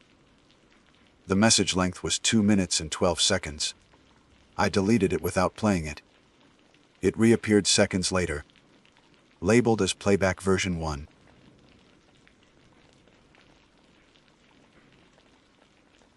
My name is Jordan Pike. I am writing this account within the same 24 hours that everything occurred. While my hands are still steady enough to type in before exhaustion convinces me that none of it was real, I have worked long enough in document recovery and historical appraisal to know the danger of waiting. Details soften. Memory edits itself. What I found today deserves to be recorded exactly as it happened, without interpretation or embellishment. I was contracted to inventory the contents of a privately owned woodland property scheduled for sale. The land sat at the edge of a state forest, the kind of place that had never been fully cleared, and probably never would be. The owner had passed away earlier in the year. No immediate family. No detailed records. My job was to identify items of potential historical or monetary value before the structures were demolished. It was meant to be a one-day job. I arrived shortly after sunrise and expected to leave before dark. The cabin itself was small, older than it looked, with uneven floorboards and walls that had absorbed decades of smoke and damp air. I started with the obvious things: furniture, tools, old clothing, a locked chest that held nothing but rusted utensils and brittle paper receipts. By late morning, I had worked through most of the interior and moved to a narrow storage shed attached to the back of the cabin. The shed smelled different. Not mold, not rot. Something sharper: iron and old wood. The light was poor, filtered through a single window clouded with grime. I was halfway through photographing a stack of broken crates when I noticed a narrow shelf bolted high on the wall, almost hidden by shadow. On it sat a book. It did not look valuable at first glance. No ornate binding, no leather tooling. Just a thick, hand-bound diary wrapped in dark, cracked material that might once have been leather. What made me pause was the way it had been sealed. 3 long iron nails had been driven through the cover and straight through the pages beneath, pinning it closed. The nail heads were flush with the surface, hammered down with care. I climbed onto a crate and lifted it down. The weight surprised me. Heavier than a normal journal, even one that thick. When I turned it over in my hands, a thin strip of paper slipped free from the back cover and fluttered to the floor. I picked it up and read it where I stood. Do nemo to pen it. If you are reading this, you are already too close. The handwriting was neat, controlled, the letters pressed firmly into the paper. No shaking. No panic. That alone unsettled me. People who write warnings usually betray fear somewhere in the line. This did not. I told myself what any professional would: that warnings like this were common in personal writings. People dramatized. People protected their privacy. I photographed the diary from all angles, logged it as a secured personal journal, and placed it back on the shelf. I lasted less than 10 minutes. Curiosity is not a sudden thing. It is pressure. It builds quietly until resisting it takes more effort than giving in.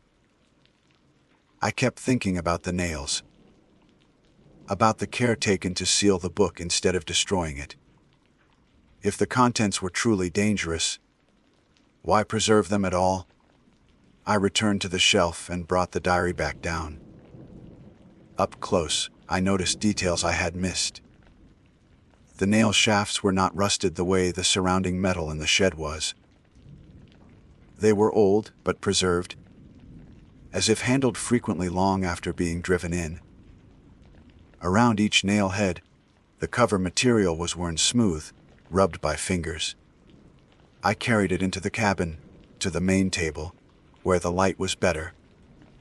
I did not intend to open it yet. I wanted to document it properly first. But when I set it down, I realized there was something written on the exposed edge of the pages, compressed and partially hidden by the nails. It took effort to read it. The letters had been written before the nails were driven in, the ink distorted by pressure. I angled the book, squinting, tracing the words with my finger. You will think you are only reading. That was when I first considered leaving. I checked my phone. No signal, which was expected. The property listing had mentioned poor reception. I glanced at my watch. Just after noon. Plenty of time to pack up and return later with a second person. That would have been the sensible choice. Instead, I fetched my tools. Removing the nails was not easy. Whoever had chosen them had chosen their length deliberately. Each one ran nearly the full depth of the diary. When I pried the first nail free, the sound echoed through the cabin like a gunshot. The second came out with a long, slow screech that set my teeth on edge. The third resisted, bending slightly before giving way. When the nails were gone, I did not open the diary right away. I waited. I listened. The cabin was quiet in the way remote places always are, a silence layered with distant sounds that never quite come into focus. Wind through trees. Something moving far away. My own breathing, louder than it should have been. The cover opened easily. The first pages were blank. Several dozen, at least. I flipped through them, half expecting to find the warning repeated, or some elaborate preface. Instead, the writing began abruptly, mid-page, as if the author had not intended anyone else to read it. The entries were dated, all on the same day. Morning entries described routine tasks, checking traps, walking fence lines, weather observations. Nothing unusual, nothing alarming. The handwriting was consistent, the tone methodical. The author referred to himself only once, in passing, using initials I did not recognize. As I continued reading, the language changed. Sentences grew shorter. Observations became less practical, more personal.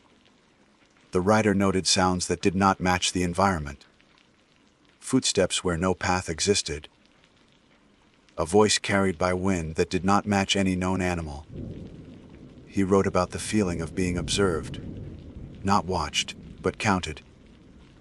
The final entries were written closer together, the ink heavier, the impressions deeper. It knows when I read this. It knows because reading is the invitation. The last line was underlined so deeply that the paper had nearly torn. Do not open the book. I realized then that the warning note had not been the last thing written. The diary had been nailed shut after that line was written. I closed the cover slowly and leaned back in the chair, my pulse hammering in my ears. I told myself it was coincidence layered on good horror instincts. People who lived alone in the woods often develop paranoia. Diaries reflected that. There was nothing supernatural about fear. That was when I heard the first knock. It came from the back of the cabin. One solid impact against the wall, heavy enough to vibrate the table. I froze, listening. A moment passed. Then another knock, slower this time. Deliberate. I stood, heart racing, and called out, asking if anyone was there. My voice sounded wrong in the space, too thin. There was no reply. When the third knock came, closer to the door, I realized with growing certainty that it was matching the rhythm of my heartbeat. And I understood, with sudden clarity, that whatever had been warned about was no longer confined to the pages. It was aware that I had read it, and the day was far from over. I did not answer the knock again. I stood there, listening, counting the seconds between each sound. They did not come at regular intervals anymore. The pauses stretched, then shortened, as if whatever was outside was adjusting, testing how long it took for my breathing to settle. I moved away from the door without turning my back to it. The cabin had 2 exits, the main door and a narrow back door that led toward the tree line and the shed. I glanced at the windows. Nothing pressed against the glass. No shadow crossed the dirty panes. The absence of evidence was worse than seeing something clearly. Another knock came, lighter this time. Not a strike, a tap. Fingertips, maybe, or something meant to sound like them. I grabbed the diary from the table and slid it into my backpack. The decision felt instinctive and wrong at the same time, but I could not leave it behind. Not after opening it. Not after reading those lines. If there was any chance it mattered, I needed it with me. I eased toward the back door. The cabin floor creaked no matter how carefully I stepped, but the knocking did not react. When I reached the door, I paused and listened. Nothing, no footsteps, no breathing. I turned the handle and opened it slowly. The shed stood exactly where it should have been. The trees beyond were still. Sunlight filtered through the branches, at the same angle I remembered from earlier, but the air felt heavier, as if a storm was gathering without clouds. I stepped outside and pulled the door shut behind me. The knock came again, this time from inside the cabin. I stumbled back, nearly losing my footing on the uneven ground. The sound was unmistakable, solid, close. Something inside the structure was striking. The wall from within, directly behind, where I had been standing seconds earlier. I did not wait to hear it again. I ran. The path from the cabin to the access road was narrow and overgrown, but I followed it quickly. Branches snapping against my arms, I expected pursuit. Footsteps. The sound of something large moving fast through brush. There was nothing. The forest remained disturbingly quiet, as if sound itself was being held back. I reached the clearing where my vehicle was parked, and nearly collapsed against it in relief. My hands shook as I unlocked the door and climbed inside. I slammed it shut and locked it, then sat there, breathing hard, staring at the tree line. Minutes passed. Nothing emerged. I started the engine. The dashboard lights flickered on, then off, then on again. The engine turned but did not catch. I tried again. Same result. The fuel gauge showed half a tank. There was no reason it should not start. That was when my phone vibrated. No signal still showed on the screen, but a notification banner slid down anyway. NEWNTRY. My stomach dropped. I opened the backpack with trembling hands and pulled out the diary. It felt warmer than before, as if it had been sitting in direct sunlight, though it had been sealed inside the bag. Against my better judgment, I opened it. There was a new page. The ink was still wet. The entry was written in the same hand as the others, but tighter, the letters compressed, as if space was running out. You left the table too soon. That was rude. I slammed the diary shut and threw it onto the passenger seat. My heart hammered so hard I felt lightheaded. I looked around the clearing, convinced something would be standing there now, visible, undeniable. Nothing. I tried the engine again. This time it started immediately. I did not question it. I put the vehicle in gear and drove. The access road wound through the property and connected to a maintained route several miles away. I had driven it in that morning without issue. Now it felt longer. The trees leaned closer, their branches arching overhead. I drove faster than I should have, tires skidding slightly on loose gravel. Halfway down the road, the engine cut out. The vehicle rolled to a stop. I swore aloud and checked the dashboard. Everything went dark. The silence pressed in around me, thick and suffocating. I reached for my phone again, though I already knew it would be useless. Another vibration. NEWNTRY. I did not want to look. Every instinct told me not to. But the part of me that had opened the diary in the first place won again. I retrieved it with shaking hands and opened to the newest page. Running does not change the order. You read. Now it responds. I flipped backward through the pages. The earlier entries were still there, unchanged. The dates still marked the same day. Today. All of it was happening within a single cycle of writing and reading. cause and effect folded together. The sound came then. Not a knock this time. A scrape, slow and deliberate, along the side of the vehicle. Metal against something harder than bark. It traveled from the rear toward the driver's door, stopping just beneath the window. I held my breath. The window did not shatter. The door did not open. Instead, the scraping continued upward, tracing the frame, lingering near the glass. I could almost imagine fingers testing the barrier, learning its shape. The diary vibrated in my hands. Another page filled itself. You are closer when you stop. I dropped the book onto the floor and kicked it away, pressing myself back into the seat. My chest ached. My ears rang.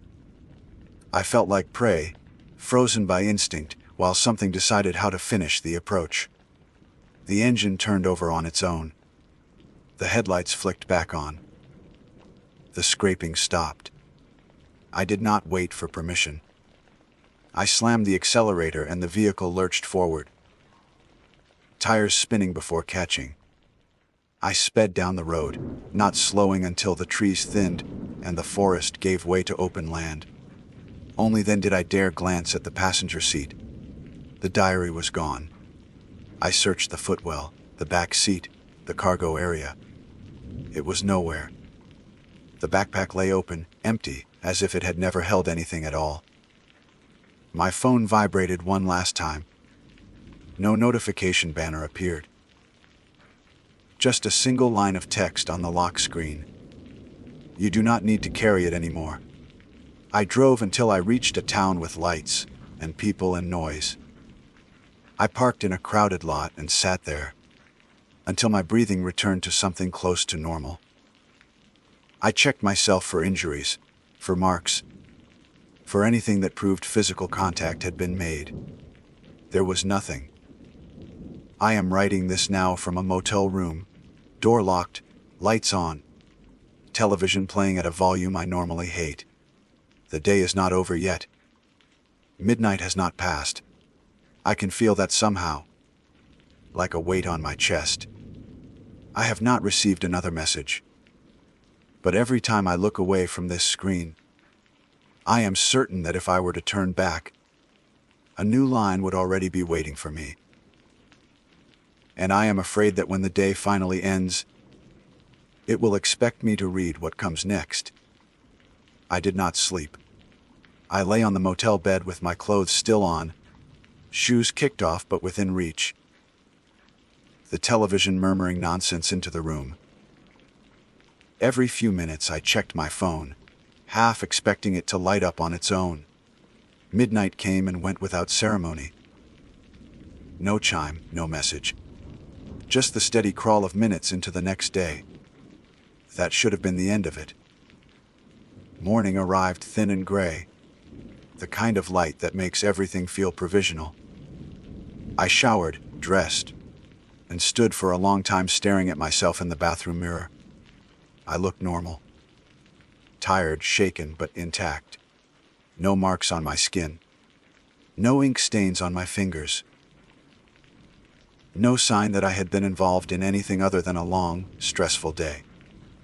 I checked out early and drove toward the nearest city, telling myself I would report the incident properly. Property owner, contracting agency, maybe even the local authorities, if only to establish a record. People disappear in remote areas all the time. Diaries are found. Strange behavior is explained away. The first indication that the day was not finished came when I stopped for gas. As I reached for my wallet, I noticed something wedged between the console and the seat. A dark rectangle, familiar in a way that made my throat tighten. I pulled it free.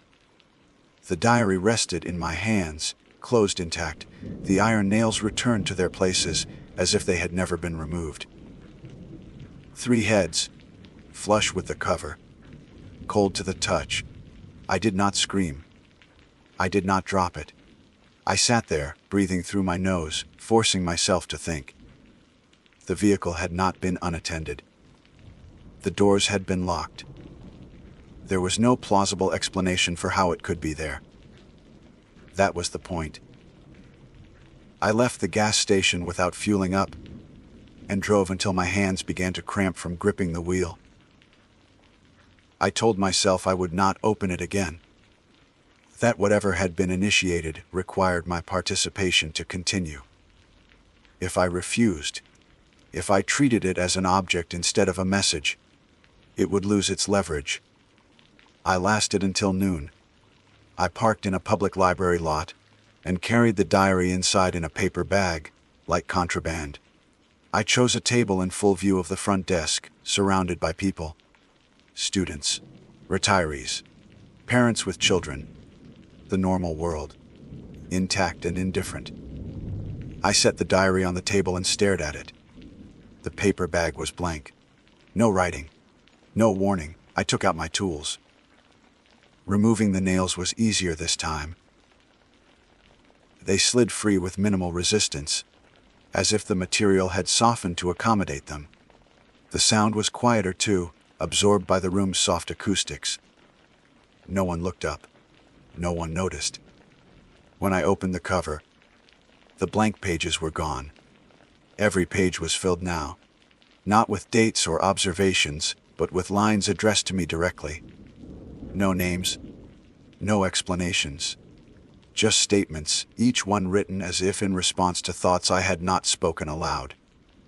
You chose witnesses. That was careful. You think daylight matters. It does not. You want this to end cleanly. That is not an option. My pulse quickened. I flipped ahead, scanning faster. The handwriting never wavered. The ink never smeared. Toward the end, the lines grew closer together, compressing again. There is one way to stop reading. There is one way to finish the day. The final page was empty except for a single sentence at the top. Write the last line yourself. I pushed the diary away from me so abruptly that the chair scraped the floor. A librarian glanced over, frowning, then returned to her screen. My hands shook uncontrollably now. This was not passive anymore, not observation, participation. I understood then what the warning had meant. Reading was not the act of consuming words. It was acknowledgement, attention, engagement. The diary responded to awareness, not curiosity. It had followed me because I continued to treat it as something that required understanding. Finishing the day did not mean waiting for the clock. It meant ending the exchange. I packed the diary back into the bag and left the library. Outside, the afternoon sun felt harsh, unreal. I drove without a destination, avoiding highways, avoiding the instinct to flee. Distance had not helped before. Motion had not helped. At a quiet intersection, I pulled over. I took out the diary one last time. I did not open it. I held it in my lap and spoke aloud, my voice low, steady with effort. I said I would not read it again. That I would not respond. That whatever it was, it would not have my attention anymore. The diary was silent. I set it on the pavement, returned to my car, and drove away without looking back. By the time I reached my apartment that evening, I was running on exhaustion and adrenaline. I locked the door, drew the curtains, and sat at my desk. The clock read 9:47 p.m. still time. Still the same day, somehow stretched thin by everything that had happened. I began writing this account then, forcing myself to include every detail, every mistake. I did not mention the diary by name. I did not quote it again. I treated it as evidence, not a voice. At 11:58 p.m., my phone buzzed. No notification banner, no sender. Just a text message preview. You are still writing. I ignored it. Midnight passed. The phone did not vibrate again. I finished typing at 12:17 a.m.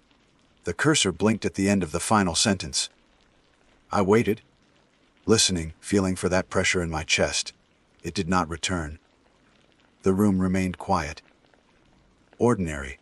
I have not seen the diary since. I do not know where it is. What I do know is this: I have stopped reading what I wrote. I will not review it. I will not edit it. I will not go back and look for meaning between the lines. Because the last line does not belong to me. And I am not willing to find out what happens if I try to write it.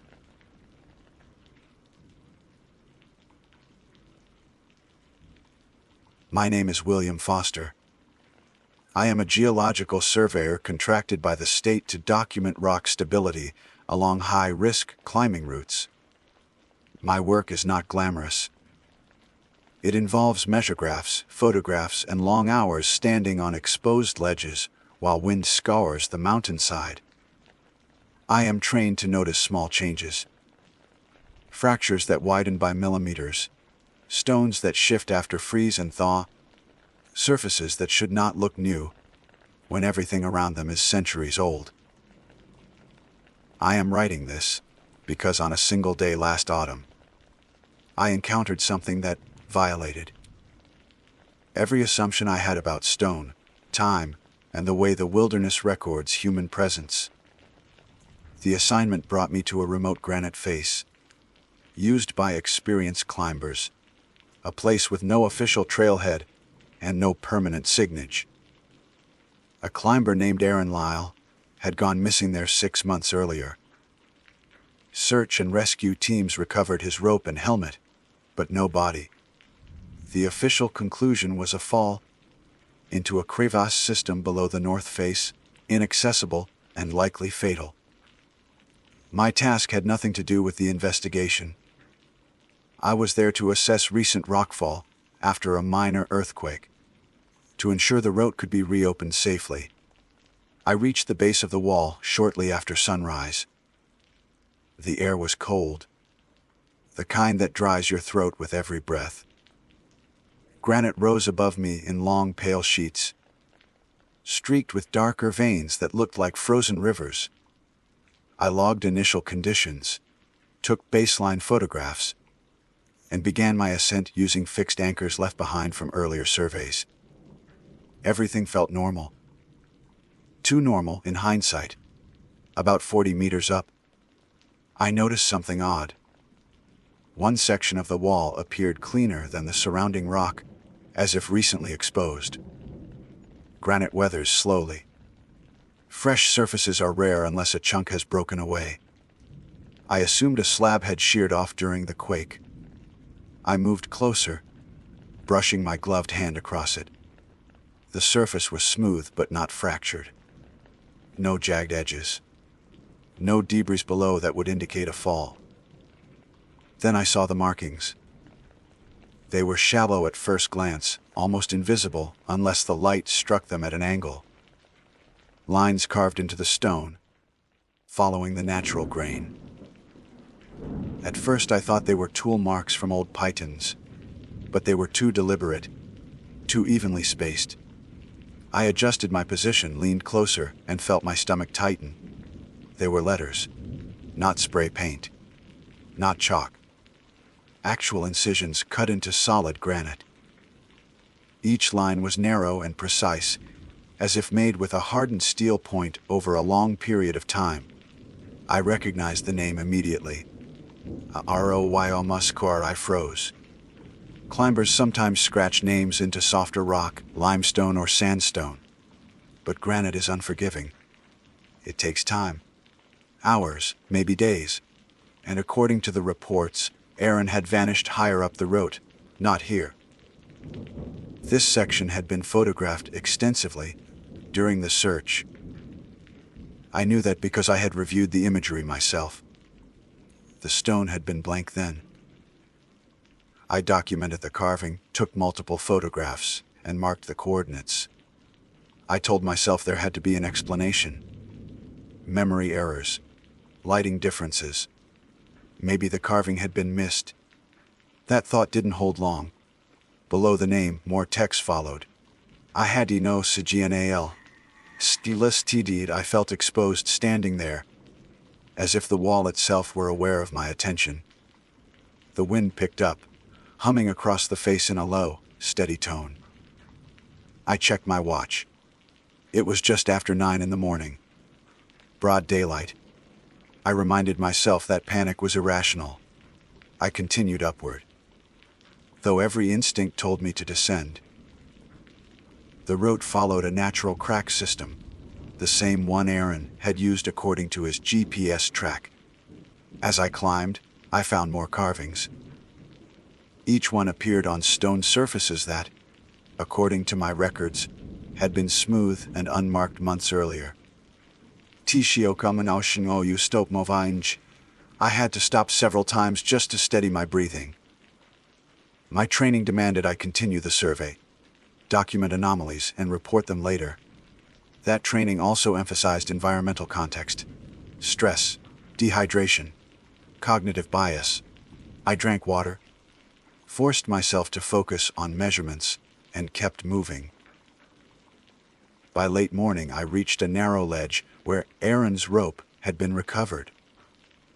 The anchor bolts were still there, rust beginning to form. This was the last confirmed location he had been alive. I expected nothing more than loose gravel and weathered stone. Instead, carved directly into the back wall of the ledge, were words deeper than any I had seen below. The grooves were darker, filled with fine stone dust that hadn't yet been blown away. I can chashirt and chi rux tsYVNT. You rest. This carving was fresh. I could tell by the edges, still sharp, still clean. Granite does not crumble like that unless recently cut. My hands began to shake. I pressed my palm against the stone. It was cold, but beneath that cold there was a faint vibration, like distant machinery running through bedrock. I told myself it was wind. I told myself it was my pulse. I took photographs, more than necessary, my fingers clumsy on the camera controls. When I stepped back, my boot dislodged a pebble that clattered down the face, vanishing into the void below. The sound echoed longer than it should have, bouncing off unseen surfaces, returning to me in distorted fragments. I noticed one final line beneath the others, smaller, almost hidden in a natural crease. Aflau uarques, dio nauti stopatcher. I did exactly that. I stood still, staring at the message, trying to understand how Aaron could have carved this after his disappearance, how the stone could carry words that hadn't existed before today. The vibration beneath my hand intensified, just slightly, enough that I could no longer deny it. Somewhere deep within the mountain, something shifted. I didn't hear footsteps. I didn't see movement. But I felt the unmistakable pressure of being observed, not from above or below, but from within the rock itself. The ledge felt smaller, tighter, as if the walls had inched closer while I wasn't looking. I clipped back into the anchor, more out of instinct than planning, and forced myself to continue upward. The carvings had warned me not to stop. I intended to listen. I would learn soon that the mountain does not give warnings without expecting witnesses.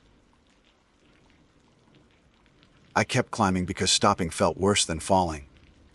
Every motion after that ledge became deliberate, mechanical, as if my body had taken over, while my mind lagged behind, struggling to keep pace with what I was seeing. The route above narrowed, forcing me into closer contact with the rock. My chest brushed the granite, my forearms pressed flat against it. I could feel vibrations more clearly there, subtle and constant, like the hum of power lines heard through walls at night. I told myself the sensation was imaginary. Wind moving through fissures, thermal expansion, the mountain settling after the quake. All explanations I had used before, explanations that usually worked. None of them explained why the stone felt warmer, where the carvings appeared, or why the vibrations faded whenever I shifted away from those surfaces. About 10 meters above the ledge, I found another message. This one wasn't on an obvious face. It was etched along the inside of a crack, hidden unless you leaned close enough to risk scraping your helmet. I'm ovid el dewite uit. The realization struck me slowly. The carvings weren't random. They followed a sequence, a timeline. Below, confusion. Higher up, urgency. The word suggested observation, trial, adaptation. As if Aaron had learned something about the mountain and had tried to survive by obeying its rules. I checked my watch again. Just past noon. The sun had shifted, casting the wall in partial shadow. Temperatures dropped noticeably, the air turning sharp and metallic. I radioed my base station, reporting the carvings in neutral, professional terms. I did not mention vibrations. I did not mention the feeling of being watched. The reply came back distorted but clear enough. Copy, William. Document and continue if safe. If safe. The phrase echoed in my head as I clipped into the next anchor. I realized then that I hadn't seen any wildlife all morning. No birds. No insects. Not even the distant cry of something moving through the valley. The mountain felt sealed off, like a room with the doors closed. Higher still, I reached a section where the rock texture changed abruptly. The granite was smoother here, polished as if by water, though no runoff should reach this height. Carved into that surface were handholds that weren't part of the natural route.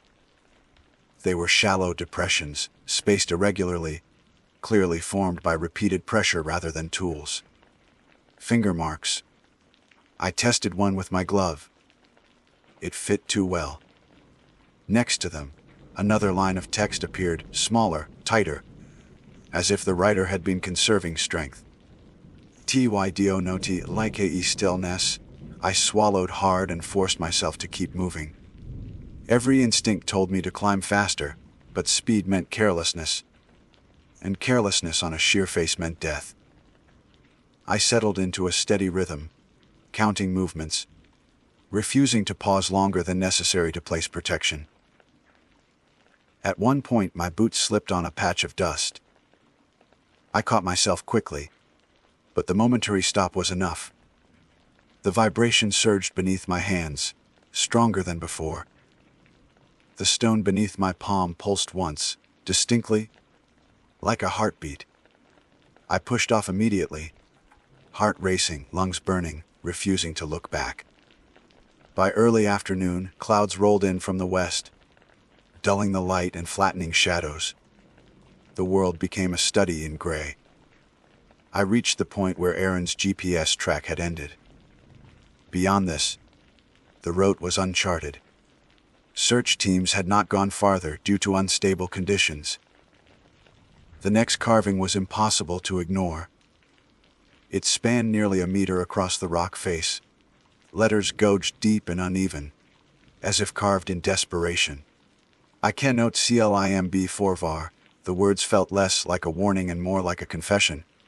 My hands ached. My shoulders burned. I understood. In that moment, the trap he had been caught in. Keep moving or draw attention. Rest and be noticed. The mountain offered no safe compromise. I considered turning back. Descending would require controlled pauses, rappelling stations, moments of stillness. I pictured myself hanging motionless against the wall, rope creaking softly, waiting. The thought made my skin crawl. I chose to continue upward. The summit ridge came into view sooner than expected, a narrow line of broken stone against the sky. Relief surged through me, brief and intense. Then I saw the final carving before the ridge. This one wasn't on granite. It was on a boulder wedged into a natural alcove, a different type of stone entirely. Darker, finer grained. Basalt, maybe, out of place in this formation. The surface looked wrong, smoother than erosion would allow, almost organic in its curves. The message carved into it was short. Teach stu on remem mbrs. As I read it, the vibrations changed. They were no longer constant. They came in waves, rolling through the wall beneath me, growing stronger when I slowed, easing when I moved. I realized then that the mountain wasn't reacting to sound or weight alone. It was responding to presence. I reached the ridge just before 4 in the afternoon. Wind battered me immediately, cold and relentless. I pulled myself over the edge and stood, legs shaking, lungs hiving. For the first time all day, I stepped away from the rock entirely. The vibrations vanished. Silence rushed in to fill the space, broken only by the wind and my own breathing. I laughed once, short and sharp, more release than joy. I told myself it was over, that the carvings were a coincidence, a psychological trap born of isolation and stress. Then I noticed the ground beneath my boots. Flat stones near the ridge were marked with shallow scratches, barely visible unless you knew to look. They formed patterns, looping paths that circled small clearings before continuing onward. Movement paths. Routes that never stopped. At the center of one such loop lay a small pile of gear. A torn glove, a cracked helmet, a GPS unit with a shattered screen. Aaron's equipment, arranged carefully, deliberately, as if placed rather than dropped. Carved into the stone beside it, it were the final words I would find that day. Itlet memi GOW IKEPT Molokai gi. The implication settled over me slowly, cold and heavy. Whatever lived within the mountain did not chase endlessly. It observed. It waited. It learned patterns.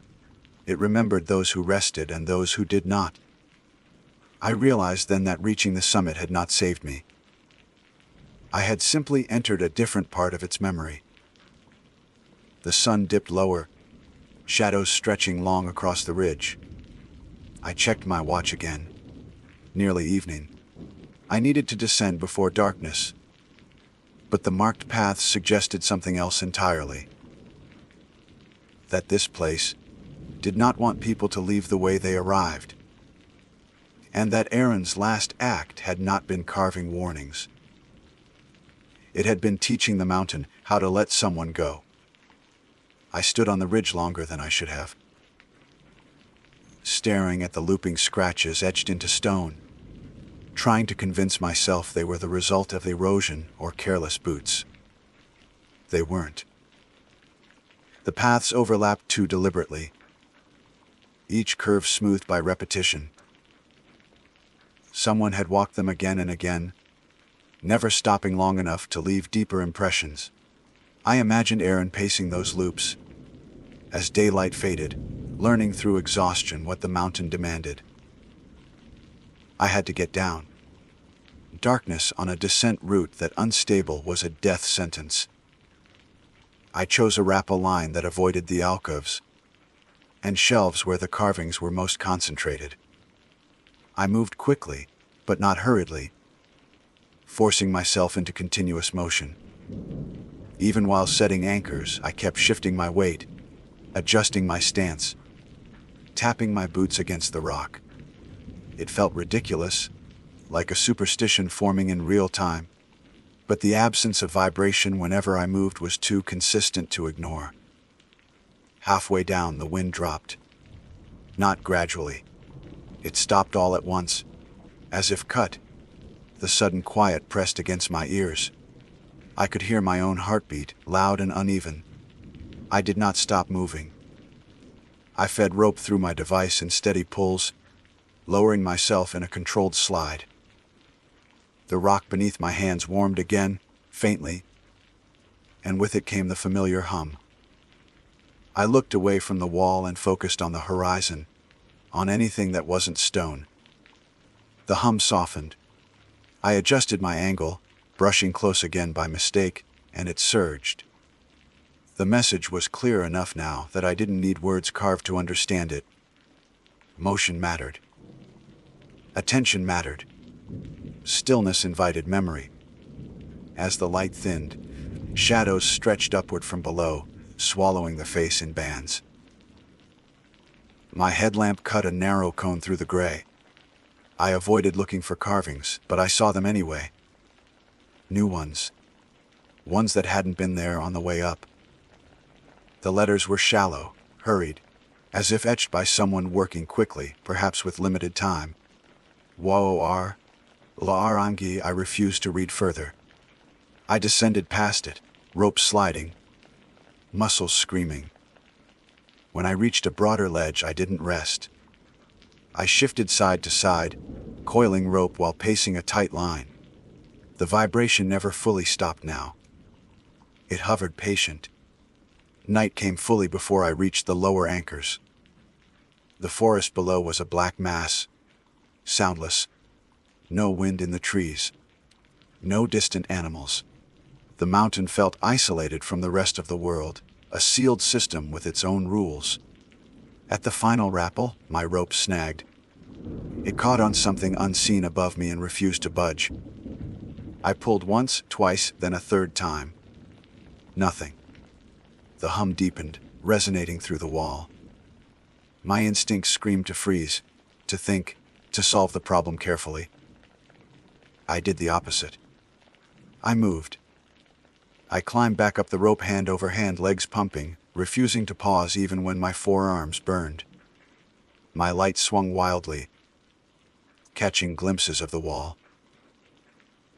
Where the rope had snagged, a new carving surrounded it, encircling the line like a warning sign. Dio nauta nawa ait. I freed the rope with a sharp yank and immediately descended again, sliding faster than was comfortable. The vibration faded as I dropped, thinning to a distant tremor, then disappearing entirely when my boots touched the ground. I didn't stop there either. I walked. I moved away from the wall, across loose gravel and into the trees, keeping a steady pace, even as exhaustion threatened to buckle my knees. Only when the granite face was obscured by darkness and distance did the pressure lift completely. Sound returned in pieces. The rustle of leaves. My breath, the faint whisper of wind. I reached my truck just before midnight. I did not sit down. I did not lean against the door. I unlocked it, climbed in, and started the engine in one continuous motion. The headlights swept across the base of the wall as I turned. For a brief moment, I thought I saw movement along the stone. Not a figure. A shift. Lines catching the light, rearranging themselves like thoughts being rewritten. Then the angle changed and it was just rock again. I drove until the road widened and the forest thinned. Only then did I pull over. Only then did I stop moving. Nothing happened. The next morning, I filed my report. I included photographs. I described the carvings as vandalism, though no tool marks matched known equipment. I attributed the vibrations to seismic settling. The road was closed indefinitely for safety concerns. No one argued. A week later, a follow-up team visited the site. They found no carvings, no scratches, no marked paths. The granite face was smooth, weathered, exactly as it had been in the older photographs. Aaron Lyle's name was nowhere to be found. They did find his remains. Not at the base of the wall. Not in a crevasse. He was discovered miles away along a ridgeline trail, preserved by cold and shade. No signs of trauma. His boots were worn thin at the soles, as if he had walked far longer than the terrain should have allowed. His hands were raw, fingers split and scarred. The coroner listed the cause of death as exposure. I attended no briefings. I answered no questions beyond what was required. I resigned my contract quietly. Sometimes late at night, I feel it again. A faint vibration beneath my feet when I stand still too long. It fades when I pace the room. When I keep moving, I think about Aaron often. About the patience it must have taken to carve messages into stone, while knowing that stopping invited something worse than exhaustion. I think about the loops he walked, teaching the mountain a pattern that allowed him, briefly, to be forgotten. I understand now why the carvings vanished. Stone remembers, but it does not keep records forever. It learns behaviors. It adapts. I do not hike anymore. I do not climb.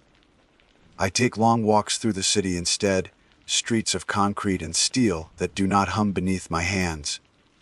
Even so, I avoid lingering. I avoid benches. I avoid standing still. Because somewhere, deep within certain mountains, something has learned what human motion feels like, and it knows the difference between those who stop and those who keep walking.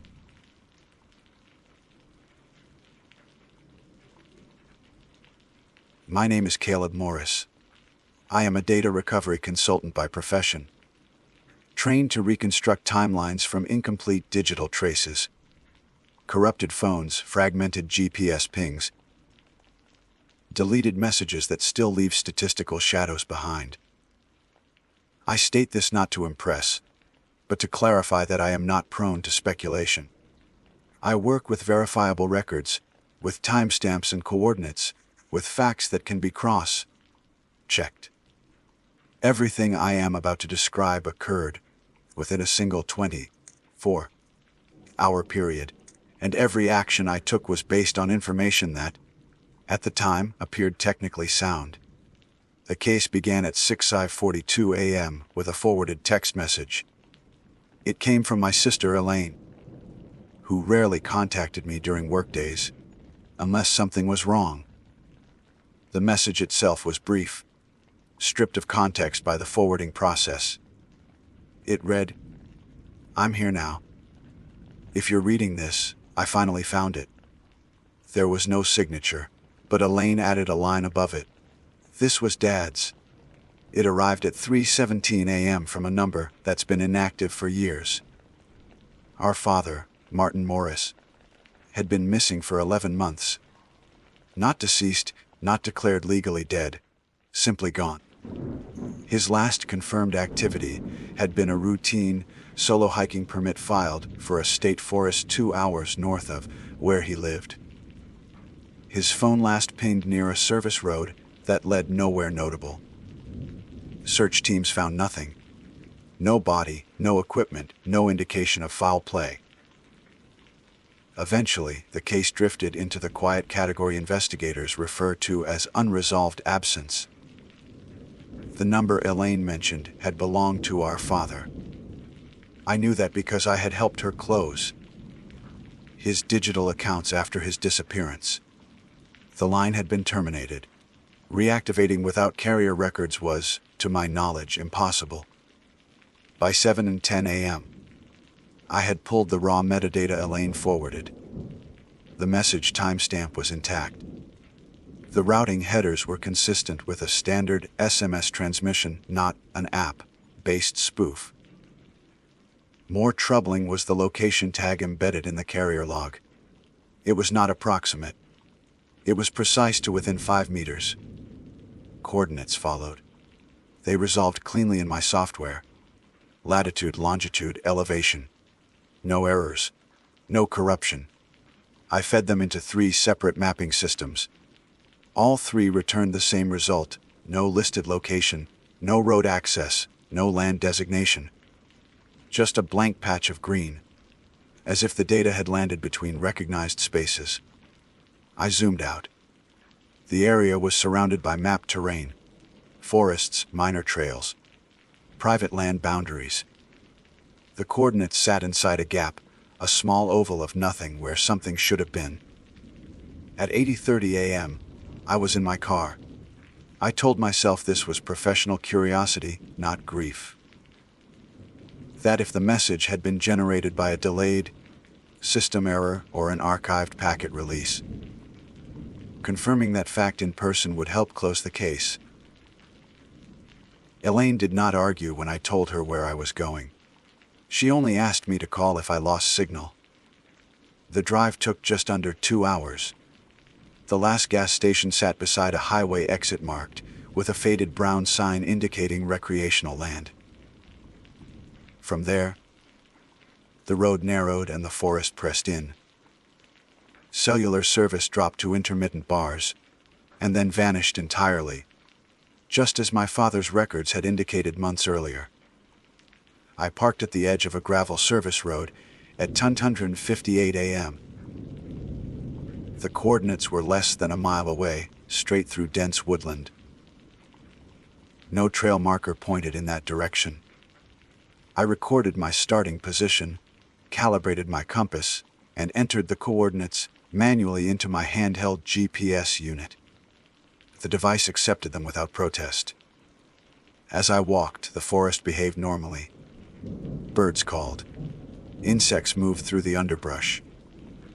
The ground was damp with morning dew. Yet I noticed something subtle after about 20 minutes.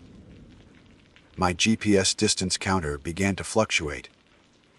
The number dropped as expected, then climbed again, then corrected itself in small, nervous jumps. I stopped, recalibrated, and continued. At exactly 11:47 a.m., the forest changed. It was not dramatic. There was no sudden silence, no visible boundary. The trees simply spaced themselves farther apart, and the undergrowth thinned into short, pale grass. Sunlight felt flatter, less directional. My GPS chirped once and displayed 0 meters remaining. I was standing at the coordinates. There was nothing there. No structure. No clearing large enough to suggest prior use. Just a shallow depression in the earth, oval-shaped, perhaps 6 feet long. The grass within it was pressed down, as if something heavy had rested there recently. I checked my phone. No signal. No emergency SOS. The time read 11:52 a.m. That was when my phone vibrated. The notification was a single incoming text. No number displayed. Just a timestamp. 11:52 a.m. The message read, "You're late." My immediate assumption was delayed delivery, some artifact of cached data. But the vibration was real. The battery indicator dropped by 2% instantly, as if the device had worked harder than necessary to receive it. I typed a response without thinking. "Where are you?" The sending animation stalled. Then, slowly, the message went through. A reply arrived almost immediately.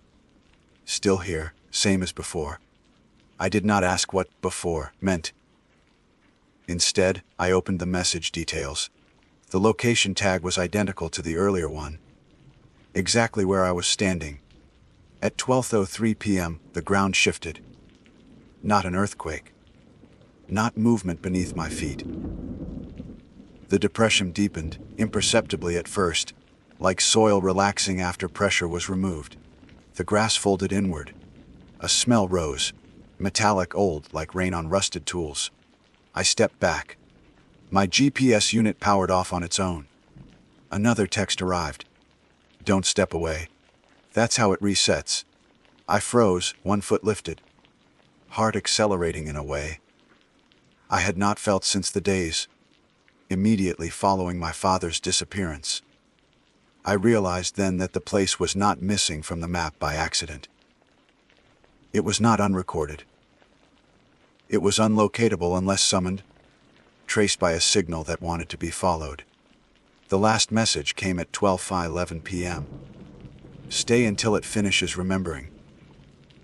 I did not know what that meant. I still don't.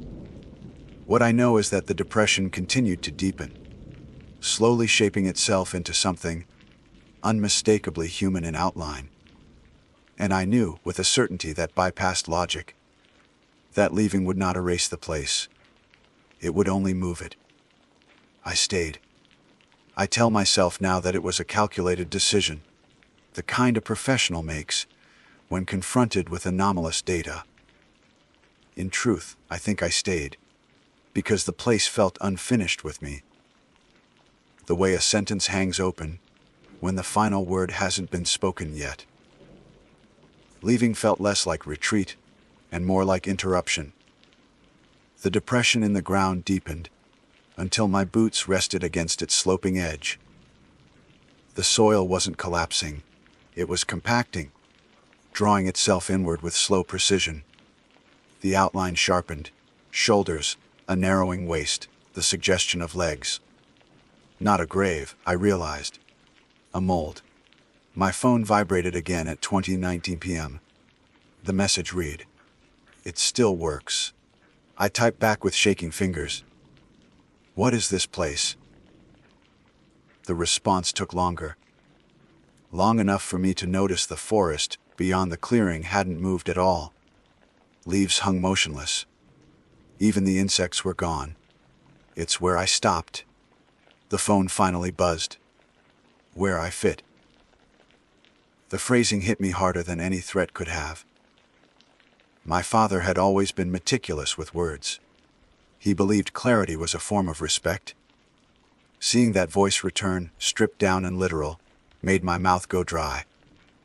I asked, "Are you alive?" Several minutes passed. The soil continued its slow remembering. I could now see indentations where arms would have rested, palms turned slightly upward. At first, the reply came. "Then not in the way you mean. Don't use that word. It confuses it." "What is eat?" I typed. The phone vibrated immediately, as if that question had been anticipated. "The map." I laughed once, sharply, the sound startling in the dead air. "This isn't on any map." I wrote. "I checked everything." Another pause. The light shifted, though the sun hadn't visibly moved. "That's because it isn't a place." The message came. "It's a remainder." The term made professional sense in a way that scared me. A remainder is what's left after a system finishes calculating after inputs have been resolved. Not an error. Not an omission. A residue. I asked, "Why text me now?"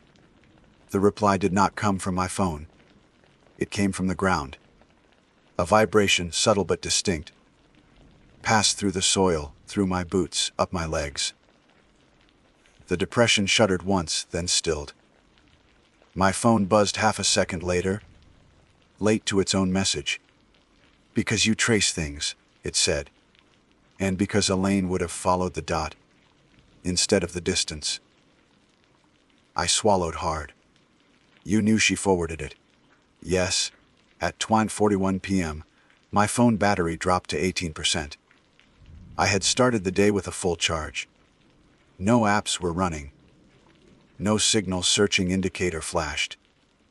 The drain was coming from the messages themselves, as if each exchange required more power than my device could comfortably give. The mold in the ground was complete now. It was unmistakably human, and unmistakably wrong. The proportions were slightly off, stretched lengthwise, as if whoever had lain there had been pulled gently from both ends. "Did you lie down there?" I asked. "No," came the answer. I stood. It learned anyway. The air smelled stronger now, metallic and damp. I became aware of a low sound, just at the edge of hearing, like wind moving through a long, narrow corridor. When I turned my head, it faded. When I faced the depression again, it returned. What happens when it finishes remembering? I typed, echoing the earlier message. This time, the pause stretched on. My phone felt warm in my hand, warmer than it should have been. I checked the time. 1:03 p.m. finally. That depends on whether it keeps me. I stared at the screen. Keeps you where? A single word reply. Hair. The ground shifted again. Slowly, deliberately, the edges of the mold began to rise, lifting like the lip of a container, being shaped from soft clay. The depression was becoming concave, less like a print and more like a shallow basin. Panic crept in then, not as a spike but as a spreading cold. I took a step back despite the warning. Nothing reset. Nothing vanished. The place did not react at all. That was a test. The phone buzzed. Not a rule. I clenched my jaw. "You're not my father," I typed. "You're using his number." The reply came slower, heavier. "I am what fit when he didn't." The implication settled over me with awful clarity. My father had not been taken. He had been measured. At 1:17 p.m., the forest edge flickered. I don't have a better word for it. One moment the trees were there, solid and vertical. The next they seemed to misalign, like an image briefly failing to render. It lasted less than a second, but it was enough to make my vision blur and my stomach lurch. The phone buzzed again. "It's close now." "Close to what?" I demanded. "To finishing the outline," came the response. "That's why you were late. It had to start without you." My hands were shaking openly now. "Why me?" Another vibration, this one stronger, pulsed through the ground. The basin deepened, its sides smoothing, refining. "Because you brought the rest of the data," the phone said. "Distance. Confirmation. Witness." The word witness echoed in my head, heavy with legal weight. Proof requires observation. Completion requires presence. At 1:29 p.m., my phone battery hit 7%. The screen dimmed. The low sound grew louder, resolving into something almost rhythmic, like breathing slowed to an inhuman pace. "If my phone dies," I typed quickly, "what happens?" The response came instantly, urgent for the first time. "Then it keeps the last thing it understood." "What's that?" I asked. The typing indicator appeared. Disappeared. Appeared again. "That you came." The basin in the ground was deep enough now that I could no longer see its bottom clearly. Shadows pooled there, thick and lightless, swallowing detail. I felt a pull then, not physical but conceptual, like the suggestion of gravity applied to thought instead of matter. I realized, with sudden dread, that the place was not waiting for my father. It was waiting for continuity. And at 1:34 p.m., my phone went dark in my hand, cutting off the last message mid-vibration, leaving the sentence unfinished and the place very, very attentive. When my phone died, the sound stopped. Not faded. Stopped. Like a switch thrown somewhere deep and final. The low rhythmic pressure I'd been feeling through the ground vanished, leaving behind a silence so complete it felt padded. I could hear my own breathing too clearly, each inhale loud and intrusive, like noise in a room meant for listening to something else. I checked the screen out of reflex. Nothing. No vibration. No residual warmth.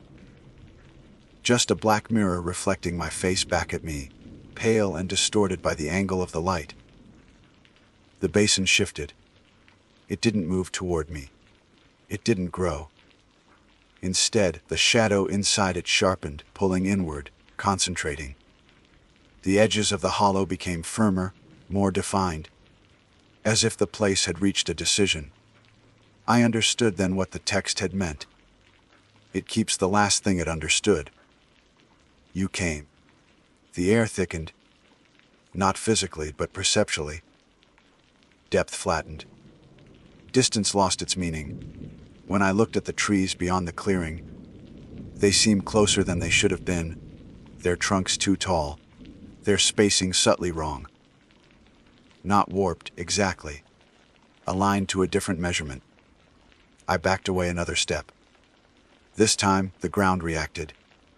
The basin rippled once, like a surface acknowledging pressure. A sensation passed through my feet and up my spine, not forceful but directive. A correction. I stopped moving. I don't know how long I stood there. My watch said only 4 minutes, passed between my phone dying and the next change. But time felt unreliable, stretched thin, like it was being referenced instead of experienced. At 1:41 p.m., the basin rose. Not out of the ground, but within itself. The shadow inside it lifted, resolving into depth instead of absence. I could see contours now, subtle at first, then unmistakable. The suggestion of shoulders, a torso elongated, legs that didn't quite align with human proportion, as if the idea had been learned from observation, not experience. It wasn't emerging. It was assembling. I thought of my father standing here months ago, his phone in his hand, tracing coordinates that led him to the same blank space. I imagined him realizing, too late, that the place wasn't asking where he was. It was asking what fit. A pressure built behind my eyes. Images surfaced uninvited. My father teaching me how to read maps, how to orient myself without relying on technology. Tools fail, he used to say. Understanding lasts longer. I wondered what he'd understood in his final moments. Whether he'd recognized the remainder for what it was, or if he'd tried to solve it like a problem that still had an answer. The shape in the basin paused halfway to completion. I felt it then, a hesitation, not uncertainty, evaluation.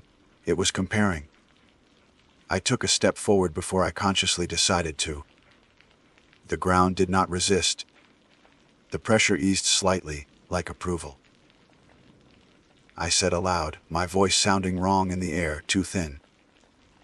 "You already took one." The forest did not respond. The shape continued refining itself, smoothing edges, correcting proportions. It wasn't copying my father anymore. It was adjusting toward me. I understood the final piece then, the one my phone hadn't lived long enough to say. Continuity doesn't mean replacement. It means sequence. This place didn't remove people from the map. It completed them, one after another, refining its understanding of what a person was supposed to be. Each visitor left data behind.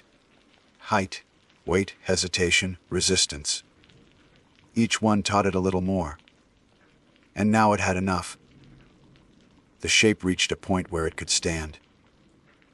I don't know what would have happened if it had. I don't know whether it would have worn my father's face, or mine, or something interpolated between the two. I only know that in that moment, the pressure shifted from invitation to insistence. So I did the only thing I hadn't tried. I lied.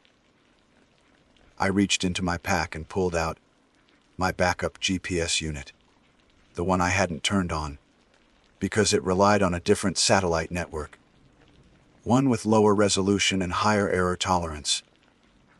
I powered it up with shaking hands and let it struggle for a fix. The screen flickered. Coordinates snapped into place, then drifted, then corrected again. I held it out over the basin. The place reacted immediately. The shadow inside it wavered, its edges blurring. The pressure spiked, sharp and disoriented, like static running through thought itself. The shape faltered, losing cohesion, limbs misaligning. I understood why then. It didn't like approximation. This place required precision. It fed on exactness, clean coordinates, verified presence, confirmed arrival. My first GPS, my phone, my tracing software had all given it certainty. This device gave it doubt. The basin convulsed once, collapsing inward, its careful structure breaking down into uneven depth. The air screamed, not audibly, but in sensation, like standing too close to a sudden drop. I ran, not blindly, not away, sideways. I didn't follow distance. I broke alignment, moving perpendicular to the coordinates, forcing error into every step. The forest resisted, Not with branches or roots, but with perception. Trees seemed to slide, paths to curve back toward the clearing. I kept moving, counting steps, deliberately changing direction every 20 paces. At some point, sound returned. Birds, wind. The normal mess of the world rushed back in like a held breath released. I didn't stop until I hit the gravel service road. Lungs burning, legs trembling so badly, I had to sit down on the shoulder. My watch read 2:23 p.m. The entire encounter, arrival to escape, had taken less than 3 hours. I drove without thinking, following the road until cell service returned in a sudden burst of notifications. Missed calls. Messages from Elaine. I didn't answer until I was parked outside my apartment, hands steady enough to hold the phone again. Her voice broke when she heard mine. "Caleb," she said. "Did you find anything?" I looked at my phone screen, at the signal bars, at the map app that now showed nothing but forest where the coordinates had been. "Yes," I said carefully. "But it's gone now." "What is?" she asked. I didn't answer that. Instead, I asked her to do one thing for me. "Delete the message," I said. "And if anything else comes through from that number, don't open it. Don't forward it. Don't trace it." There was a pause. "Why?" "Because it doesn't send messages," I said. "It sends invitations." That night, at 11:58 p.m., as I lay awake replaying every second of the day, my phone vibrated once on the nightstand. No number, no preview. Just a notification banner that vanished before I could read it. When I checked the battery usage the next morning, there was a single spike at exactly that time, location services. Active for 1 second. From inside my apartment. Whatever I disrupted in the forest didn't disappear. It just learned a new way to finish remembering.